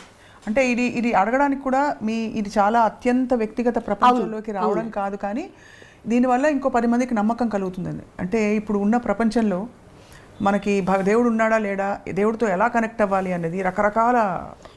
నా ఉద్దేశంలో దేవుడు అంటే ప్రేమేనండి. ప్రేమ ప్రేమ ప్రేమ అంటే అన్కండిషనల్ లవ్. అది దాని మీద మనం ఫోకస్ చేసామంటే తప్పకుండా పనిచేస్తుందండి. చిన్న ఒక ఎగ్జాంపులే నేను చెప్తాను, నా లైఫ్లో నాకు జరిగిన ఎగ్జాంపుల్ నేను చెప్తాను. చెప్పండి. మా ఇంట్లో మీరు ఇప్పుడు వచ్చారు కదా, అక్కడ మామిడి చెట్టు ఉంది, పెద్ద మామిడి చెట్టు. ఓవర్ నైట్ దానికి అంత పెద్ద తేనె పట్టిందండి. అవి కొండ రాతి తేనెటీగలట అవి. అది ఎంత అంటే పోర్టికో కార్ దగ్గరకు తగులుతుంది, అంత పెద్దది పెట్టేసింది. ఒక 3 daysలో పెరిగిపోయింది. బయట వాళ్ళందరూ వచ్చి మాకు చెప్పారు, మా మీరు తీయించేసేయాలి, అది పిల్లలు ఏమన్నా క్రికెట్ ఆడుతూ బాల్ అది తగిలింది అనుకోండి, అవి రేగాయంటే కష్టం.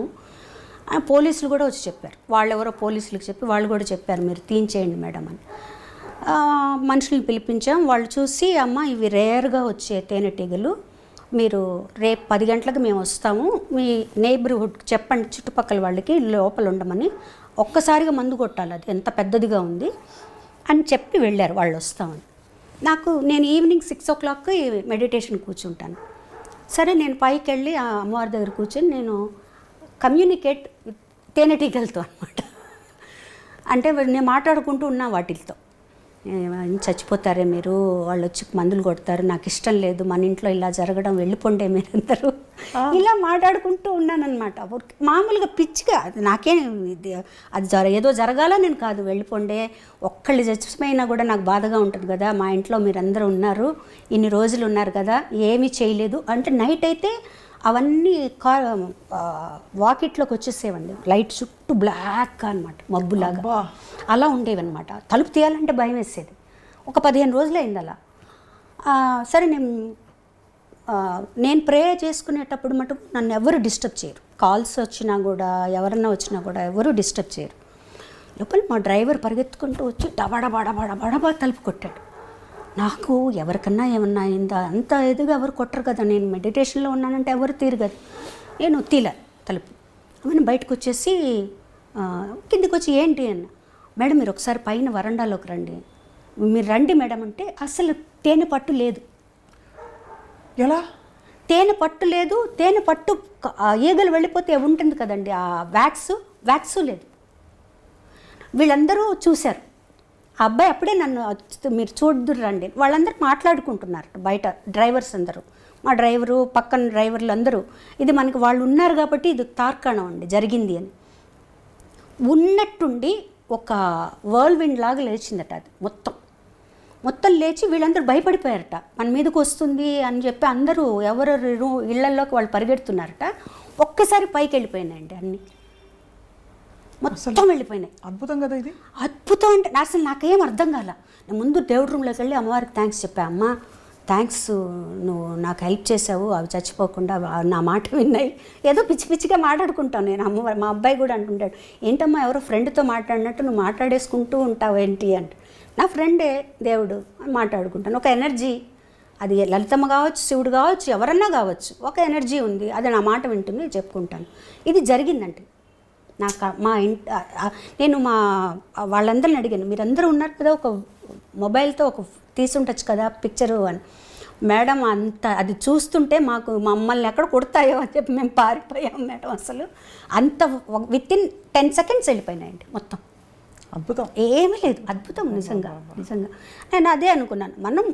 మనం ఏమనుకున్నాం, వాటికి ఏమీ కాకూడదు అనుకున్నాం, వాటికి మంచి జరగాలనుకున్నాం. చెడు స్వార్థం ఏమీ లేదు. పక్క రోజు వాళ్ళు వచ్చి వేరే వాళ్ళని పెట్టి తీయించారా మేడం, మేము వస్తామని చెప్పాం కదా, మీరు వేరే వాళ్ళు తక్కువ డబ్బులు ఇచ్చుంటారు అందుకని మీరు తీయించారు. లేదు బాబు అవి వెళ్ళిపోయాయంటే వాళ్ళు నమ్మరు. సో ఇట్లా చిన్నవేనండి, అవి మనకి ఎంత ఒక ఎనర్జీని ఇస్తాయి తెలుసా అండి. ఇలాంటి సంఘటనలు కదా చాలా ఎనర్జీని ఇస్తాయి. అంటే రీకన్ఫర్మేషన్ కదండి, అది నమ్మే వాళ్ళకి తెలుస్తుంది. అవును, పరిపూర్ణమైన జ్ఞానం నుంచి వచ్చిన ఒక శాంతం మీలో కనిపిస్తుంది శైలజ గారు. అంటే ఇవాళ మీరు పంచుకున్న విషయాలన్నీ నిజంగా చాలా అత్యంత మీ అంతరంగిక ప్రపంచంలోకి మాకు ఒక అవకాశం ఇచ్చారు. తొంగి చూసి మీ జీవితం గురించి తెలుసుకోవడం, అందరికీ చెప్పడం ద్వారా చాలామందికి ఒక కనువిప్పు, ఒక పాఠం అని అనలేను, బట్ చాలా విషయాలు నేర్చుకోవడం. ఏం లేదండి, యాక్చువల్గా అందరికీ తెలుసండి. ఇప్పుడు మీకు తెలీదా చెప్పండి, నేనే ఇదే మిమ్మల్ని అడిగితే మీలోంచి ఎన్నో విషయాలు బయటకు వస్తాయి. కొంతమంది అవకాశం వస్తుంది అప్పుడప్పుడు, కొంతమందికి రాదు, అంతే. చాలామందికి ఇప్పుడు ఆ అవేర్నెస్ వచ్చిందండి, చాలా మటుకు వచ్చింది.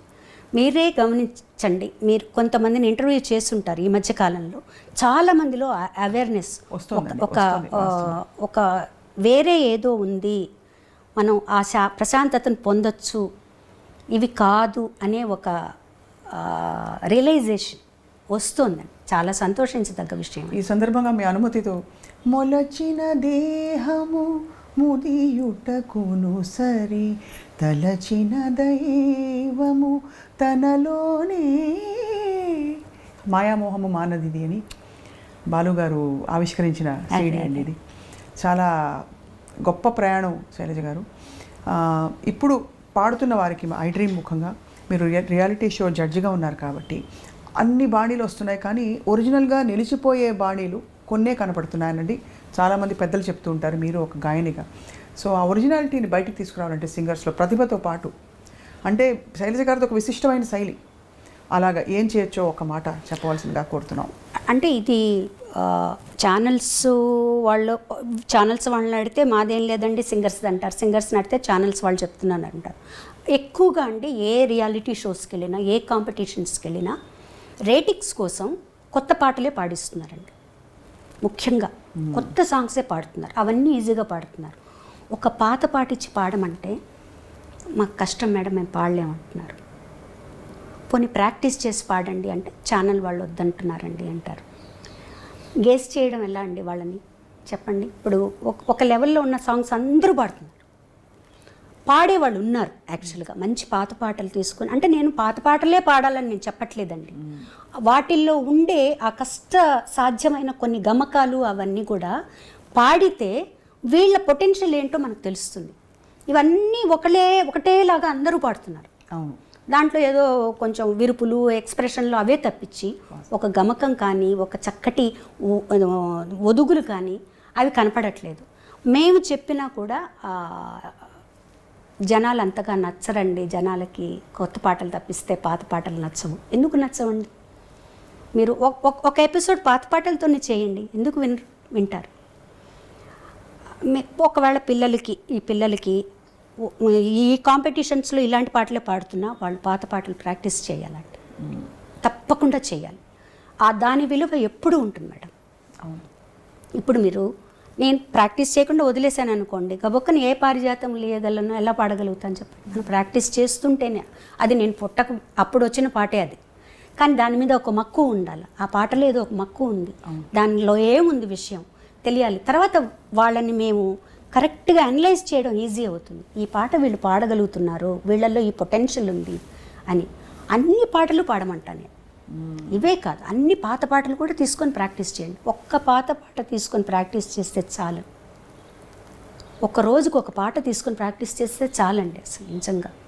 అంటే నేను పాతకాలం పాటలే గొప్ప, ఇప్పుడు గొప్ప అని నేను ఏమీ చెప్పట్లేదు. మీరు ప్రాక్టీస్ చేసి చూడండి, అది ఎంత కష్టమో తెలుస్తుంది. అది మీరు 50% పాడినా చాలు మీకు. అది నా ఉద్దేశం అండి. అంటే నేను ఎవరి మీద ఫోర్స్ చేసి ఇవే పాడాలని నేను చెప్పట్లేదు.